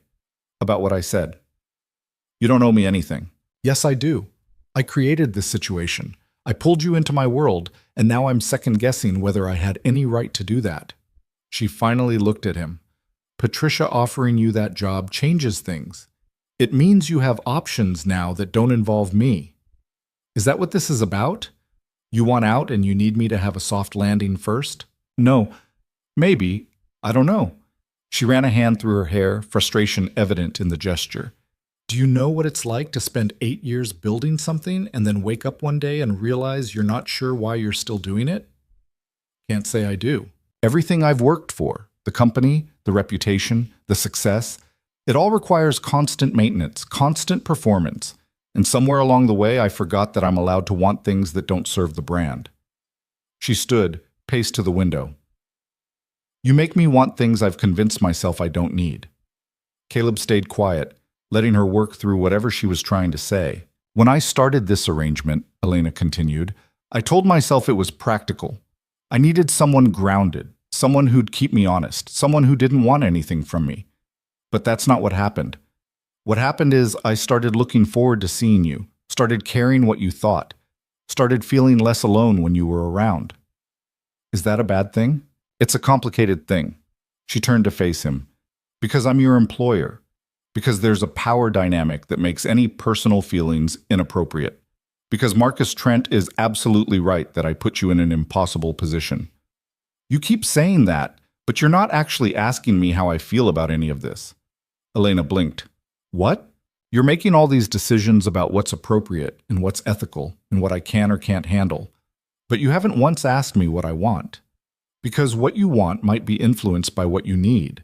The money, the stability, that clouds judgment. So does loneliness." Caleb set down his water glass. "You want honesty? Here it is. Yeah, I needed the money when I said yes. Yeah, the financial security matters. But that's not why I keep showing up. I keep showing up because for the first time in years, I feel like someone sees me as more than just a paycheck short of disaster. You see me. Not the struggling single dad, not the guy working 3 jobs, just me. And that matters more than you think. Elena's expression cracked, vulnerability bleeding through the professional mask. What if I hurt you? What if you don't? That's not how risk management works. This isn't a business deal, Elena. Isn't it? I'm paying you to stand next to me at events. Is that all you think this is? She didn't answer. Couldn't, maybe. The silence stretched between them, heavy with things neither of them seemed ready to say out loud. Caleb stood. Look, if you want to end this arrangement, end it. I'll survive. Patricia's job means I'm not completely back to square one. But don't end it because you're afraid of what it might become. End it because you genuinely don't want me around. Otherwise, you're just running. And if I am running, maybe that's the smart choice. Maybe. Or maybe it's just the safe one. He moved toward the elevator. Either way, it's your call. Wait. He stopped, hand on the elevator button. Elena crossed the distance between them, stopped a few feet away. I don't want to end it. That's the problem. I should want to, but I don't. Then don't. It's not that simple. Why not? Because... She closed her eyes, took a breath. Because the last time I let someone matter to me, it ended badly. Really badly. And I swore I wouldn't do that again. Wouldn't let anyone get close enough to it. She cut herself off, but Caleb filled in the blanks. The broken engagement mentioned in that article. Someone who'd gotten past her defenses and then left damage in their wake. I'm not whoever hurt you before, he said quietly. I know. That's what scares me. She met his eyes. You're better. Which means if this goes wrong, it's going to hurt worse. Caleb understood that math, had done similar calculations himself every time he'd considered dating after Stephanie left. The risk versus reward equation, where the risk always seemed to outweigh any possible reward. But standing here, watching Elena struggle with the same fear, he realized something. You know what I tell Mia when she's scared to try something new? He said. I tell her that being scared means it matters. That if it didn't matter, she wouldn't be scared at all. So the fear is actually proof that it's worth doing. That's very wise for a 6-year-old. She doesn't always listen, but the principle stands. Elena smiled slightly. What do you want from this, Caleb? From me? Honestly, I don't know yet, but I'd like the chance to find out. She studied him for a long moment, her expression shifting through emotions he couldn't quite read. Then she nodded, decision made. Okay, we keep going, but I need you to promise me something. What? If this gets too messy, if my world starts damaging yours in ways that matter, you'll tell me. You won't just endure it because you need the money or feel obligated. You'll be honest. I can do that. And I need to adjust the arrangement, make it more formal, more protected. I'll have my lawyer draft something that ensures you're covered regardless of what happens between us personally. You don't have to. Yes, I do. If we're blurring professional and personal lines, you need protection, real protection in writing. Her tone was firm, non-negotiable. Caleb recognized when to stop arguing. Okay. The tension between them eased slightly, though it didn't disappear entirely. Elena walked him back to the elevator, her movements more relaxed than they'd been all night. There's another event Friday, she said. Smaller gathering, private dinner with some potential investors, less formal than the gala. You want me there? If you're willing. I'm willing. She reached out, squeezed his hand briefly. The touch was simple, but it sent electricity up his arm.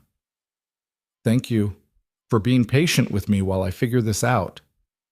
We're both figuring it out. I suppose we are. The elevator arrived. Caleb stepped in, turned to face her. She stayed in the doorway, arms crossed loosely, looking more uncertain than he'd ever seen her. Elena? Yeah? For what it's worth, I think you're braver than you give yourself credit for. The doors closed before she could respond, but he saw the surprise on her face, the way his words landed. The elevator descended, his reflection staring back at him from the glass walls. He looked tired, felt tired. But underneath the exhaustion was something else. A cautious hope that maybe, possibly, This whole messy situation might actually work out. The driver was waiting outside. The ride home was quiet, Caleb lost in thought. He kept replaying the conversation, analyzing what had been said and what had been carefully avoided. Elena was scared. He got that. But she was also trying, and that counted for something. Back at his apartment, Mrs. Chen had fallen asleep watching a cooking show. He paid her, thanked her, and checked on Mia. Her solar system poster was propped against the wall, Neptune's new facts proudly displayed in her careful handwriting. He smiled despite the late hour and the emotional weight of the evening. Wednesday brought a different kind of chaos. Patricia's assistant called in the morning with contract details for the consulting work. The terms were fair, more than fair actually, 15 hours a week at a rate that made Caleb's head spin, flexible scheduling, and a 3-month trial period to see if the fit was right for both parties. "We'd like you to start next Monday if possible," the assistant said. "Patricia wants you to sit in on our initial planning meetings for the job training program. Monday works." "Excellent. I'll email you the contract and the meeting details." After he hung up, Caleb sat at his kitchen table staring at nothing. 2 weeks ago, he'd been piecing together enough hours to cover rent. Now he had actual consulting work, a steady arrangement with Elena that might evolve into something more, and possibilities opening up that he hadn't dared imagine. The fear came with the hope. Fear that it was too good to be true, that something would collapse, that he'd somehow screw it up. But he pushed the fear down and focused on the practical next steps. Read the contract carefully. Make arrangements for Mia's schedule. Figure out what consulting on a job training program actually involved. Thursday afternoon, Marcus Trent struck again. Caleb was at the library with Mia, helping her research Neptune facts for extra credit, when his phone lit up with notifications. Text messages, email alerts, missed calls. He ignored them until Mia was absorbed in a book about planets, then stepped outside to see what was happening. The tech blog that Marcus had given his first interview to had published a follow-up piece. This one was worse.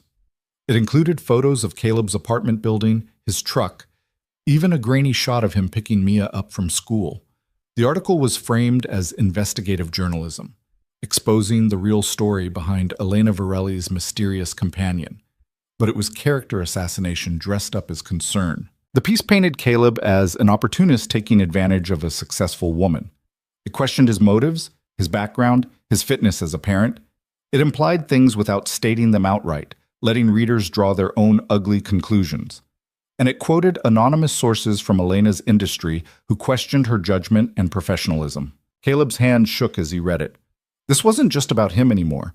They'd brought Mia into it, published her school's location, made her part of the story.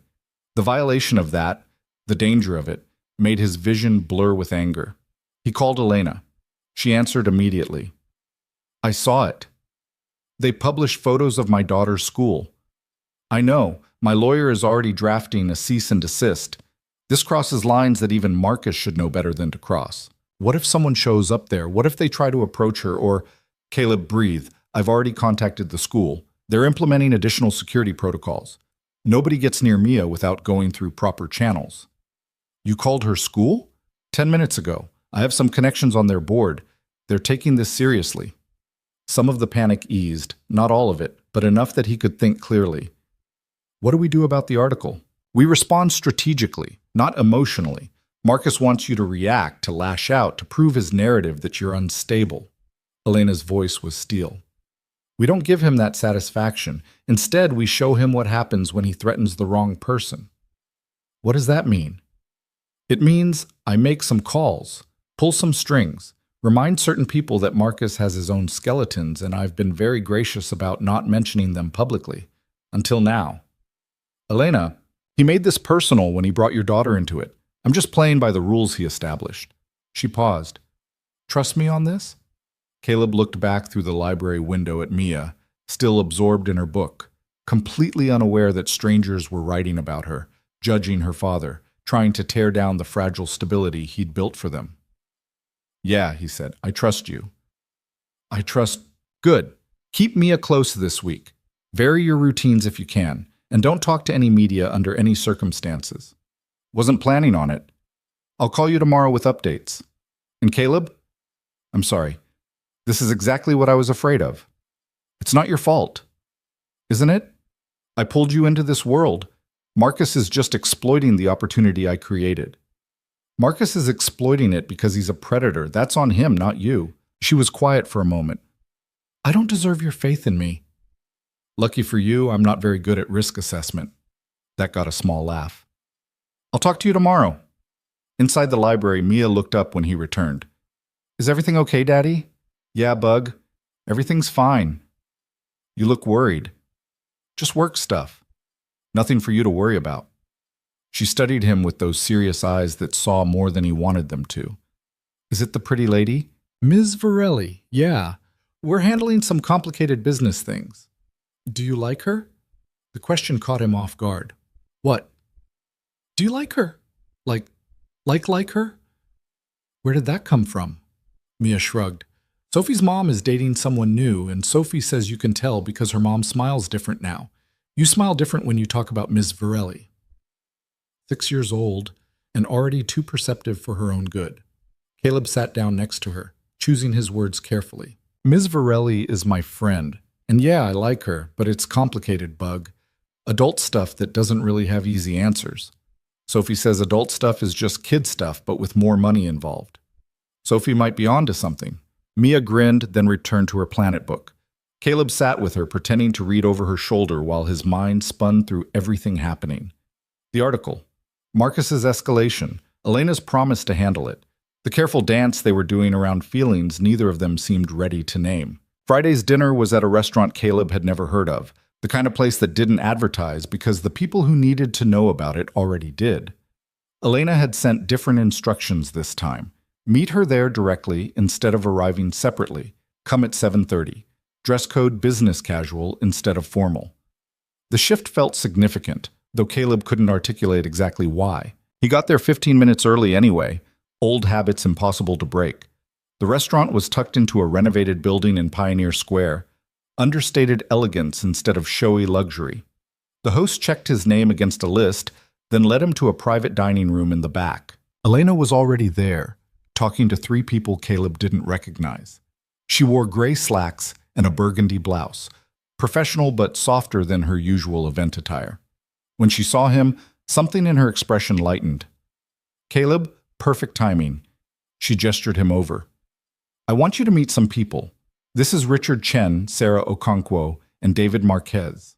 They're the potential investors I mentioned. Handshakes all around. The 3 of them were younger than the usual crowd at Elena's events, mid-30s, maybe early 40s. They dressed well, but not ostentatiously.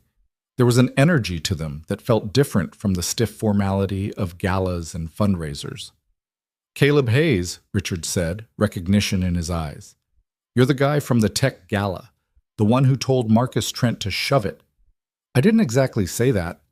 No, but the implication was clear. That was beautiful. They sat down to dinner. The conversation flowed easily, surprisingly so. These weren't people trying to prove anything or establish dominance. They talked about their companies. Richard ran a sustainable manufacturing startup. Sarah had a fintech platform focused on underbanked communities. David was developing affordable housing solutions. Real businesses trying to solve real problems. And they talked to Caleb like he belonged at the table, asked his opinion, listened to his answers, built on his observations. It was the opposite of every other event he'd attended with Elena, where he'd mostly stayed quiet and observed. Over the main course, Sarah turned to him directly. Elena mentioned you're starting consulting work with Patricia Keene's hotel group. What's that going to focus on? Job training program development, helping create pathways for people who don't have traditional credentials or experience. That's exactly the kind of initiative we need more of. Too many programs are designed by people who've never actually struggled to find work. She leaned forward, genuinely interested. What's your approach going to be? Caleb thought about it. Honesty, mostly. Stop pretending that motivation is the problem. Most people want to work, want to succeed. The barriers are practical: childcare, transportation, inflexible scheduling, employers who won't look past gaps in resumes. Fix the practical stuff and the rest follows. That's refreshing. Most workforce development programs focus on fixing the workers instead of fixing the systems. Because fixing systems is harder and less profitable. David laughed. I like him. Elena, you should bring him to more meetings. Elena smiled. I'm working on it. The evening continued in that vein, actual conversation instead of networking theater, ideas instead of posturing. By the time dessert arrived, Caleb had almost forgotten this was supposed to be about Elena securing investment. It felt more like friends gathering to talk about work they cared about. After dinner, as the others were saying goodbye and heading out, Richard pulled Caleb aside. "Hey, I don't know what your situation is with other opportunities, but Sarah and I are always looking for people with real-world operational experience. If you're interested in consulting work beyond Patricia's project, let me know." He handed Caleb a business card. Actual interest, not pity or charity. Caleb pocketed the card, still processing. When everyone had left, Elena and Caleb stood outside the restaurant. The evening air was cool but not cold, spring settling into Seattle with characteristic indecision. "That went well," Elena said. "Did you get what you needed?" "Investment-wise? Probably. Richard and Sarah are both interested in moving forward." She looked at him. "But that's not why I invited you tonight." "No? No. I wanted you to meet people who build things that matter, who use business as a tool for solving problems instead of just accumulating wealth. I thought you'd like them." "I did. They're different. They're what I wish more of our world looked like." She paused. "And I wanted them to see you as I see you. Not as my mysterious companion or Marcus's target, just as someone worth knowing." The honesty of it hit Caleb harder than expected.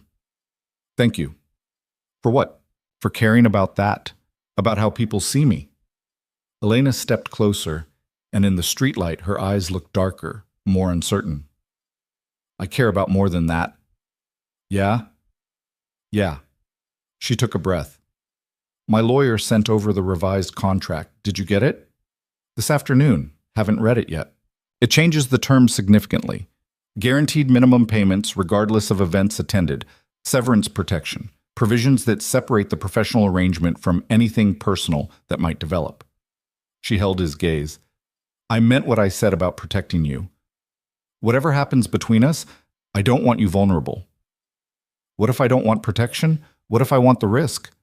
"Then you're braver than I am. Or stupider." She smiled. "Maybe both." They stood there, the space between them charged with possibility. Caleb thought about closing that distance, about what it would mean to cross that line. But something held him back. Not fear exactly, more like respect for the weight of the choice. Elena seemed to feel it too. She reached out, touched his arm briefly. "I should go. Early meeting tomorrow." "Okay." "But Caleb, thank you for tonight, for being exactly who you are." "That's all I've got." "It's enough, more than enough." She left in her car, and Caleb walked to where he'd parked several blocks away. The night was quiet. Most businesses closed, just the occasional bar or restaurant still lit up. He thought about the evening, about the people he'd met, about the way Elena had looked at him when she said she cared. This was really happening. Whatever this was, it was becoming something real and complicated and potentially wonderful. The fear was still there, lurking underneath everything, but so was hope, stubborn and persistent. His phone buzzed. A text from Elena. "Contract revision includes a clause that either party can terminate for personal reasons without penalty. I wanted you to know you always have an out. No judgment, no consequences, just choice." He read it twice, understanding what she was really saying. She was giving him freedom to leave if things got too complicated, but she was also saying she didn't want him to.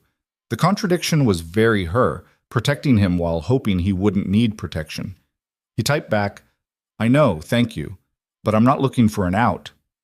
3 dots appeared, disappeared, appeared again. Finally, "Good, neither am I." Caleb pocketed his phone and drove home through empty streets, the city quiet around him. When he got back to the apartment, Mrs. Chen was awake for once, watching a late show and knitting something pink and complicated. "Good evening?" she asked. "Yeah, really good." She smiled knowingly. "The pretty lady, she makes you happy." "Is it that obvious?" "Very obvious.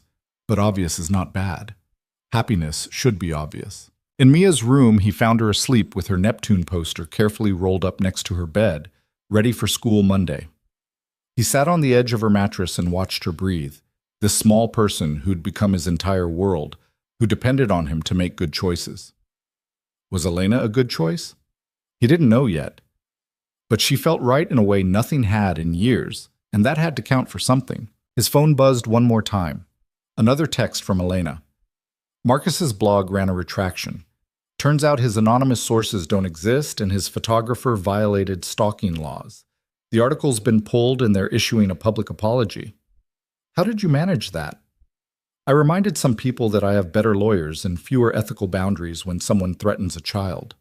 Marcus has been warned that further action will have consequences he won't enjoy. Thank you. Always. Get some sleep. Caleb set his phone down and lay back on Mia's floor, staring at her glow-in-the-dark stars on the ceiling. Marcus had been neutralized, at least temporarily. The arrangement with Elena was evolving into something neither of them had planned. Patricia's job was real and starting Monday. Everything was changing, faster than he could process. But for the first time in longer than he could remember, the change felt like progress instead of just survival. And that was something worth holding on to. Monday morning started with Patricia's job training program meeting, and Caleb arrived 20 minutes early because his nerves wouldn't let him do otherwise. The hotel company's headquarters occupied 3 floors of a downtown building with views of the waterfront.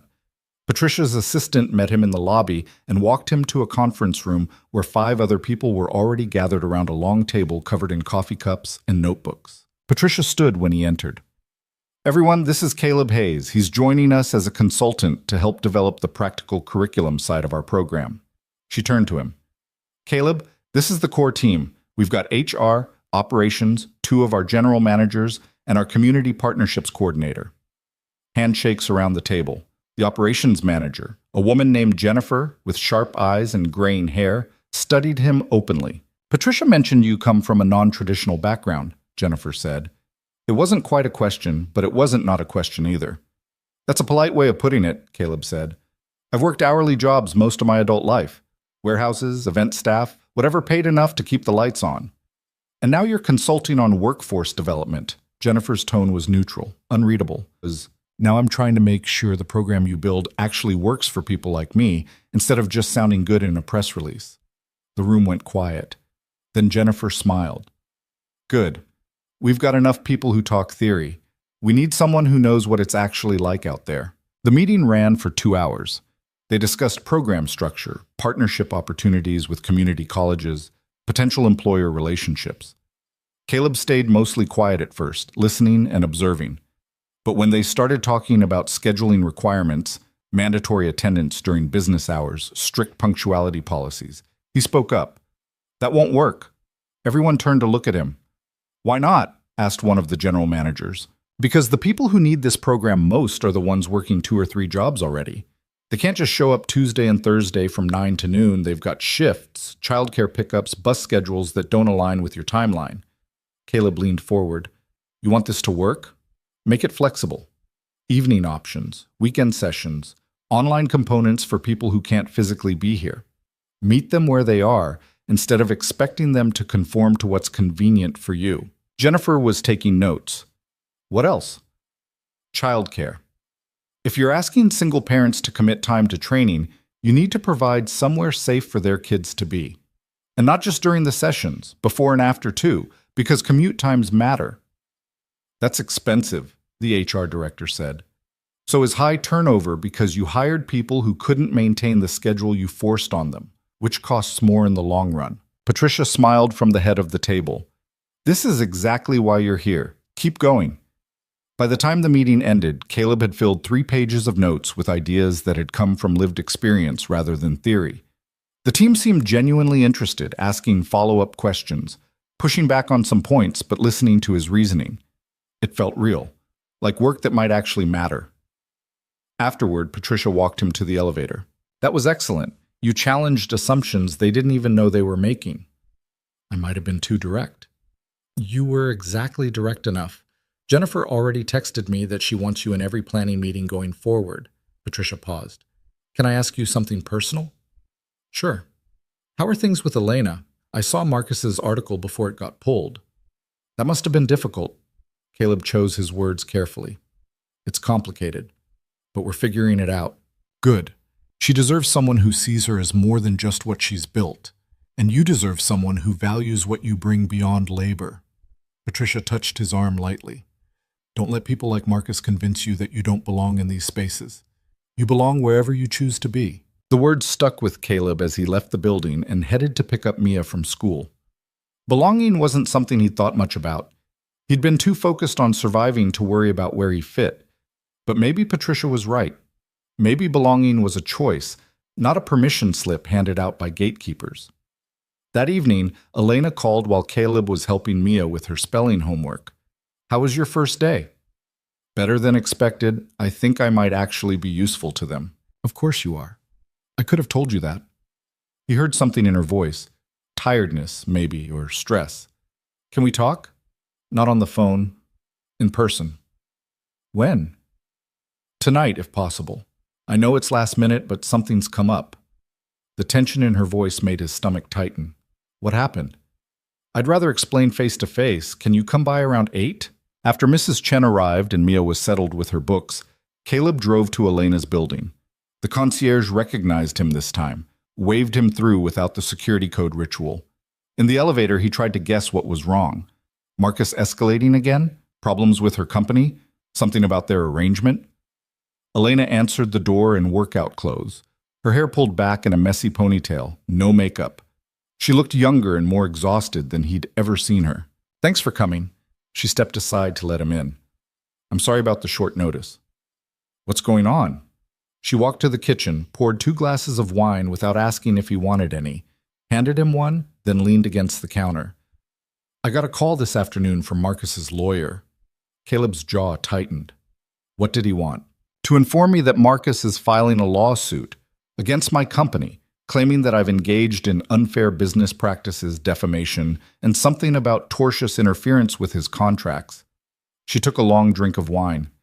"It's bullshit. Complete fabrication. But it's also expensive bullshit that will tie up resources and create negative publicity." "Because of the blog article? Because you got them to retract it? Because I humiliated him? Because you humiliated him at the gala? Because he can't stand that I won't play by his rules?" Elena set down her glass with more force than necessary. "My lawyer says we'll win, but it could take months, maybe longer, and the whole time he'll be spinning narratives, planting stories, making my life as difficult as possible." "I'm sorry. It's not your fault." "Isn't it? If I hadn't been at these events, if I hadn't pushed back against him, then he would have found some other excuse. This is who Marcus is. He destroys things because he can, because it makes him feel powerful." She rubbed her temples. "I'm telling you this because it's going to get messier before it gets better, and I need to know if you're prepared for that." Caleb set down his wine glass. "What are you really asking?" "I'm asking if you want out. If this is too much, too complicated, too risky for someone in your position." She met his eyes. "I would understand. I wouldn't blame you. I'd make sure you were protected financially, that the termination clause in your contract was activated with full benefits. You could walk away clean." "Is that what you want? For me to walk away?" "No, but what I want and what's best for you might be different things." Caleb crossed the space between them, close enough to see the fine lines of stress around her eyes, the tension in her shoulders. "Stop making decisions for me. Stop assuming you know what I can or can't handle. I'm trying to protect you." "I don't need protection. I need honesty. So here's mine. I'm not going anywhere. Not because of the money, not because I'm obligated, but because I choose to stay. Whatever Marcus throws at us, we deal with it, together." Elena's carefully maintained control cracked. "Why? Why would you choose this mess?" "Because I care about you. Because, for the first time in years, I feel like I'm building something instead of just surviving. Because you see me as a person instead of a problem to solve." He took a breath. "And because I think you care about me too, even if you're terrified to admit it." She didn't answer immediately, just stared at him with those dark eyes that usually calculated everything, but now showed only uncertainty. Then, quietly, "I'm not good at this." "At what?" "Letting people in. Trusting that they won't leave when things get hard." "Then it's lucky I'm not going anywhere." Elena laughed, but it sounded more like a sob. "You're either very brave or very stupid." "Probably both. We've established that already." She closed the remaining distance between them, and this time when she reached for him, it wasn't a brief touch or a professional gesture. She wrapped her arms around him and held on like he was something solid in a world that kept shifting. Caleb held her back, feeling the tension in her shoulders, the way she was finally letting herself be vulnerable. They stood like that for a long time. No words necessary. Eventually, Elena pulled back, wiping at her eyes with the back of her hand. I'm a mess. You're human. There's a difference. I don't usually let people see this side. I know. I'm honored that you let me. She smiled slightly. You're handling this better than I am. That's because I've got less to lose. When you start from the bottom, everything else is just different kinds of up. That's a remarkably optimistic way of looking at systematic inequality. Who said I was optimistic? I'm just realistic about what rock bottom actually looks like. Elena moved to the couch, and Caleb followed. They sat closer than they had before, the earlier distance replaced with something more comfortable, more real. Tell me about your daughter, Elena said. Really tell me, not the highlights you share at events. So Caleb did. He told her about Mia's obsession with space, about the way she argued like a lawyer at 6 years old, about her mother leaving and how he'd had to figure out parenting alone while working whatever jobs he could find. He told her about the nights when he'd been so exhausted he'd fallen asleep on the floor of Mia's room because moving to his own bed felt impossible. About the guilt that came with never feeling like he was enough. Enough money, enough time, enough patience, enough anything. Elena listened without interrupting, without offering platitudes or solutions. Just listened like what he was saying mattered. When he finished, she was quiet for a moment. Then, she's lucky to have you. That's what everyone says, but some days I'm not sure I believe it. Because you measure success by what you can provide materially. But she doesn't need you to be rich. She needs you to show up, to care, to see her. And you do all of that. You sound pretty certain for someone who's never met her. I don't need to meet her to see the evidence. You prioritize her above everything else. You make choices that put her first even when they cost you. That's not nothing, Caleb. He thought about Mia, probably asleep by now with Peanut the elephant tucked under her chin, completely unaware of the adult complications surrounding her father. I want to give her better than what I had. What did you have? A dad who worked himself to death trying to prove he mattered.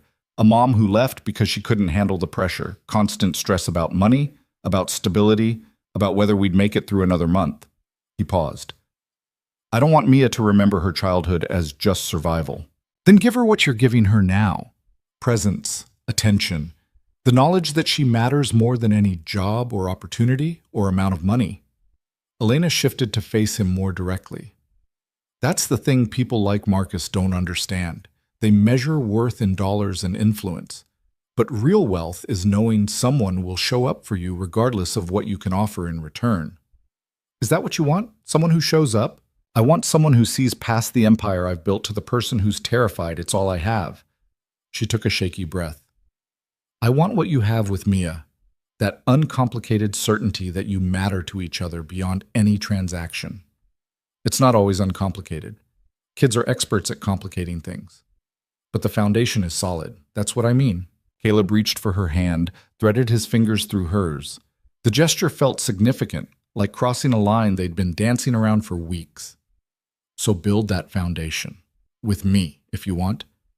But build it. What if I screw it up? Then we deal with it. Figure it out. Try again. He squeezed her hand. That's how this works. Not perfectly, not smoothly, just honestly. Elena leaned her head against his shoulder. When did you get so wise? I'm not wise. I'm just tired of being afraid all the time. That makes two of us. They stayed like that, tangled together on her expensive couch in her expensive apartment, finding something that had nothing to do with money or status or any of the things that had brought them together initially. Just two people who'd been alone for too long, taking a chance on being less alone together. Later, much later, Caleb checked his phone and saw it was past 11. I should go. Mrs. Chen's probably asleep on my couch again. You could stay. Elena said it quietly, uncertain. I'm not suggesting anything except that it's late and you could sleep in the guest room if you wanted. I need to be there when Mia wakes up. It's our routine. I understand. She walked him to the elevator. Caleb? Yeah? Thank you for staying, for not running when I gave you the opportunity. Thank you for giving me the choice. The elevator arrived. Before he could step in, Elena pulled him back and kissed him.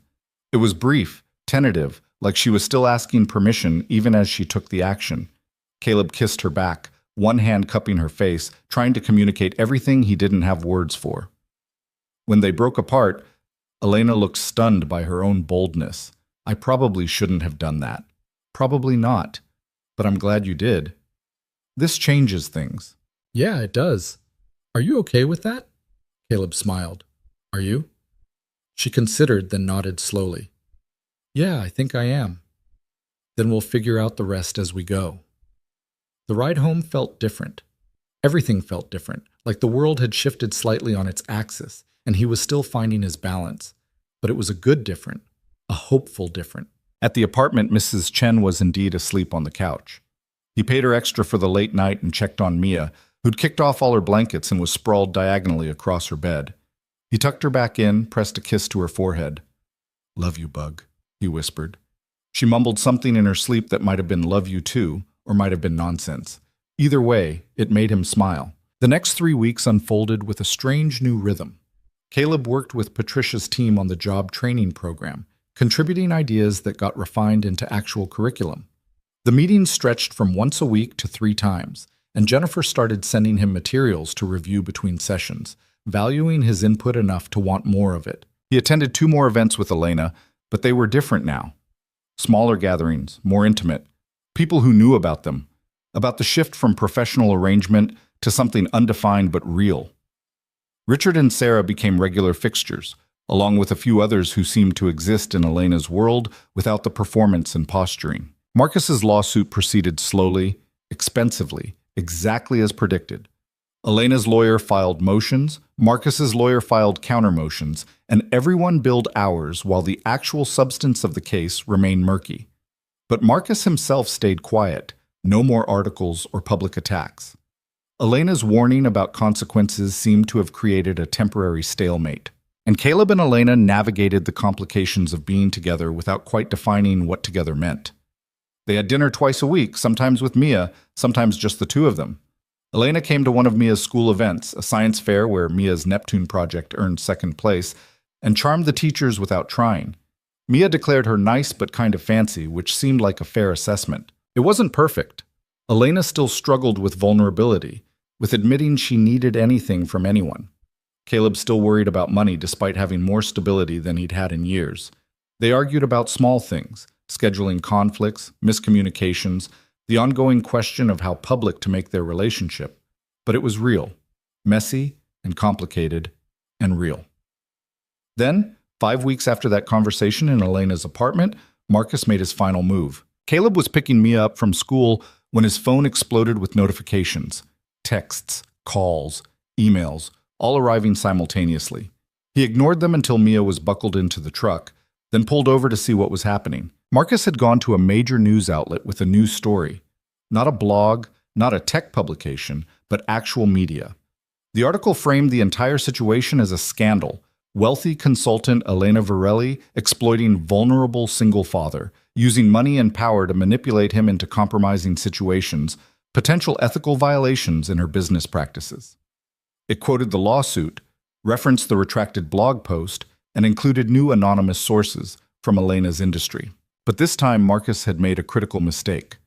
The article included specific allegations about Elena's company, falsified documents, misrepresented client results, financial irregularities. Things that weren't just unethical, but potentially illegal. Things that, if true, would destroy her business. Things that were completely, provably false.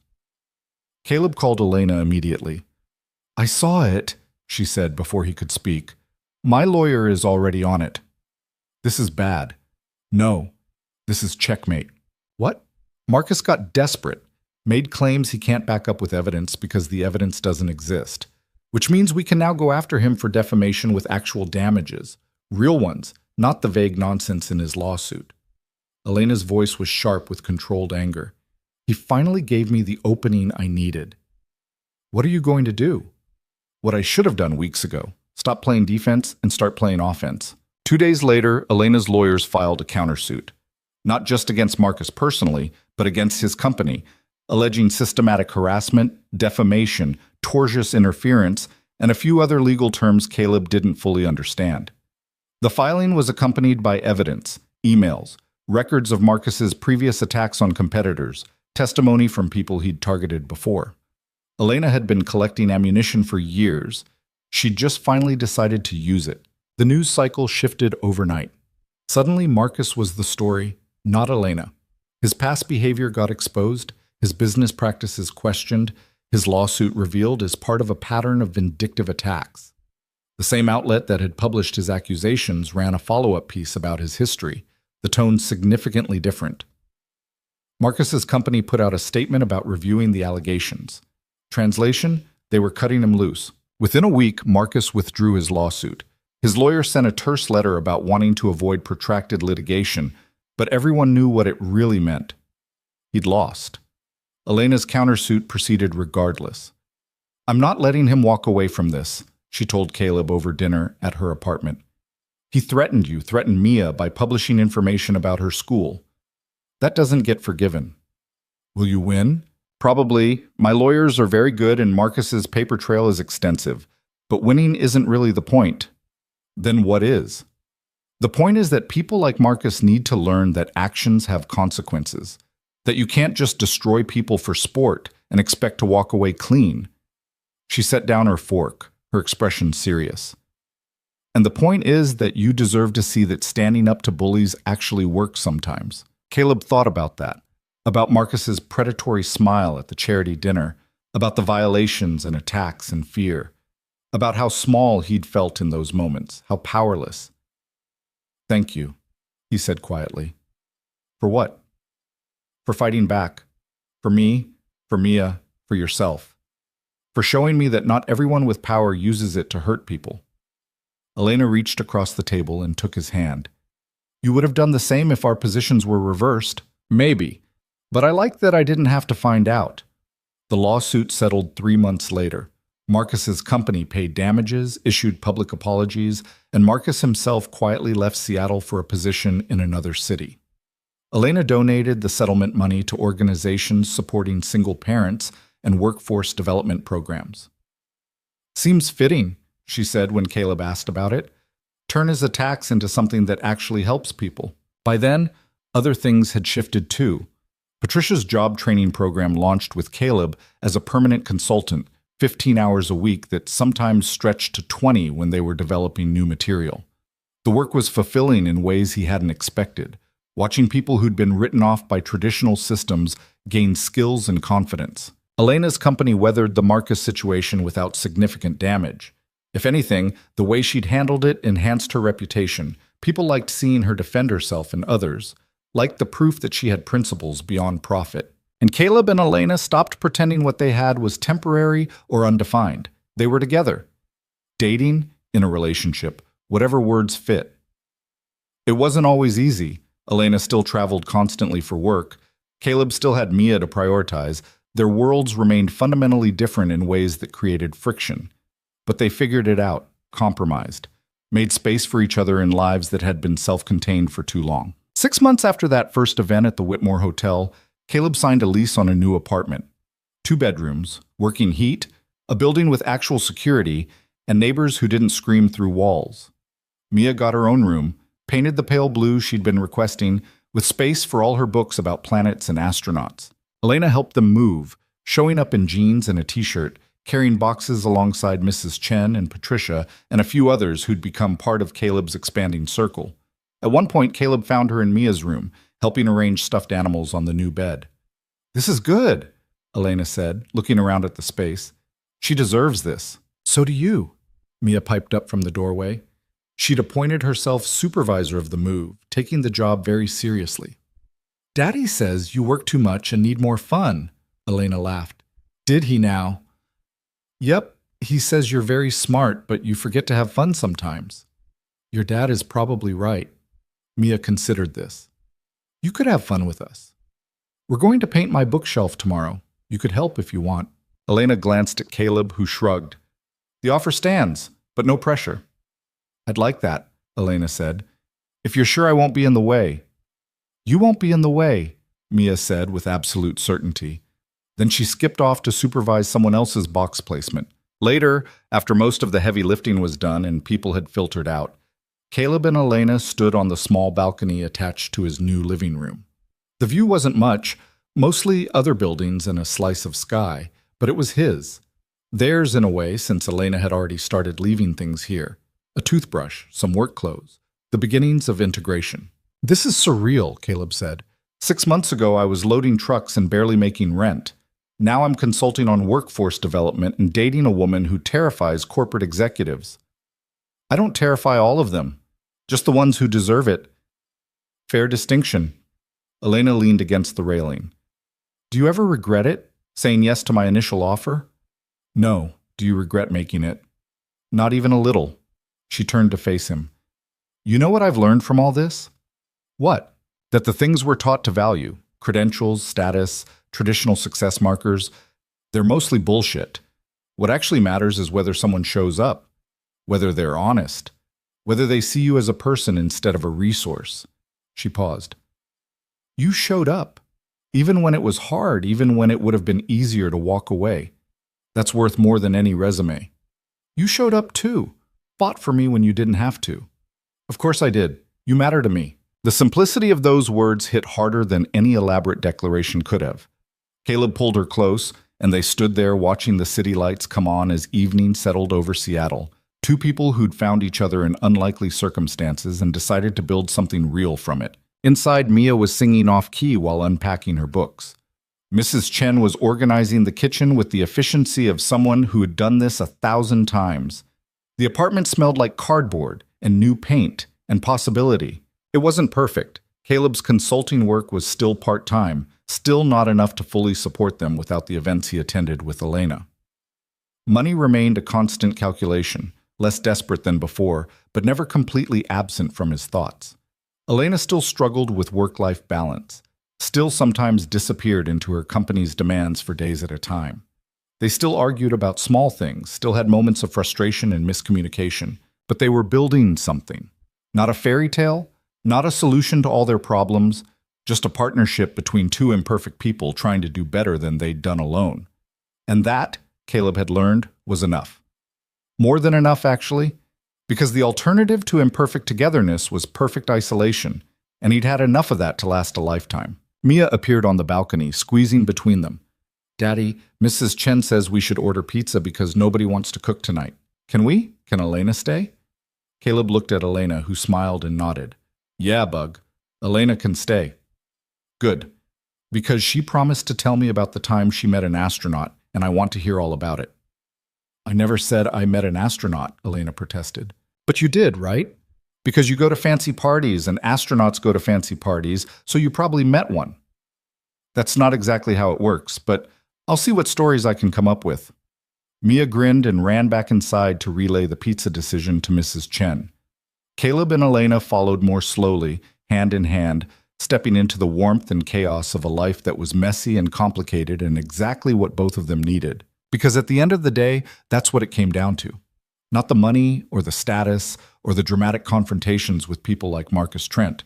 Just the choice to show up for each other, to build something real in a world that often rewarded performance over authenticity. Caleb had started this journey broke and desperate, willing to take a risk on a strange offer from a woman who intimidated him. He'd ended it with more than just financial stability. He'd ended it with community, purpose, and the knowledge that he deserved to take up space in rooms that had previously excluded people like him. And Elena had started it isolated by her own success, convinced that vulnerability was weakness and connections were liabilities. She'd ended it learning that strength could look like asking for help, that success meant nothing without people to share it with, that sometimes the best business decision was the one that prioritized being human over being profitable. They'd both changed, grown, become something different than what they'd been when that word, baby, had slipped out in a ballroom and changed everything. The pizza arrived. They ate on the floor of the living room because the furniture wasn't fully arranged yet, Mia chattering about her new school and her new room and all the possibilities of this new chapter. Mrs. Chen told stories about her own moves over the years, the apartments and houses and cities she'd lived in. Elena listened to all of it with genuine interest, asking questions, engaging like she belonged here. And maybe she did. Maybe belonging was just this: showing up, participating, choosing to be part of something bigger than yourself. Later, after Mia was in bed and Mrs. Chen had gone home, Caleb and Elena finished unpacking the kitchen in comfortable silence, putting dishes in cabinets, organizing silverware, creating order from chaos. Small tasks that felt significant because they were doing them together. "I should probably head home," Elena said around midnight, though she didn't move toward the door. "You could stay. Guest room's set up." "Is that what you want?" "I want you to do whatever feels right." She considered this, then nodded. "Okay, I'll stay." They stood in the kitchen of Caleb's new apartment, surrounded by half-empty boxes and the physical evidence of forward motion, and smiled at each other like they'd just figured out something important. Because they had. They'd figured out that life wasn't about reaching some perfect destination where all the problems were solved and everything was easy. Life was about the stumbling journey towards something better, surrounded by people who made the stumbling worthwhile. And that was a lesson neither of them had known they needed until they found it in each other. Outside, Seattle carried on with its noise and lights and endless motion. Inside, two people who'd been alone for too long settled into a new kind of normal, imperfect, uncertain, and full of possibility. Caleb checked on Mia one last time before bed. She was asleep with her Neptune poster tacked to the wall above her, dreaming whatever dreams 6-year-olds had about space and turtles and the future stretching out ahead of them. He thought about his own future, about the possibilities that had opened up in the past 6 months. The consulting work, the relationship with Elena, the slow climb toward stability that felt sustainable instead of precarious. It wasn't the life he'd imagined when he was loading trucks and calculating whether he could afford groceries and rent in the same week. It was better. Not because it was easier, though it was, but because it was built on foundations that actually mattered. Honesty, effort, the willingness to be vulnerable and imperfect and human. In the guest room, Elena was already asleep, her breathing steady and peaceful. Caleb stood in the doorway for a moment, watching her, grateful for the strange series of events that had brought them here. Then he went to his own room, climbed into bed in an apartment that was his, in a life that was his, and let sleep claim him with something close to contentment. Tomorrow would bring new challenges, more complications, the ongoing work of building something sustainable from imperfect materials. But tonight, he'd take the win. Take the moment of peace and possibility. Because that's all anyone could really do. Take the moments as they came, show up as honestly as possible, and trust that the stumbling forward was better than standing still. And in the end, maybe that was enough.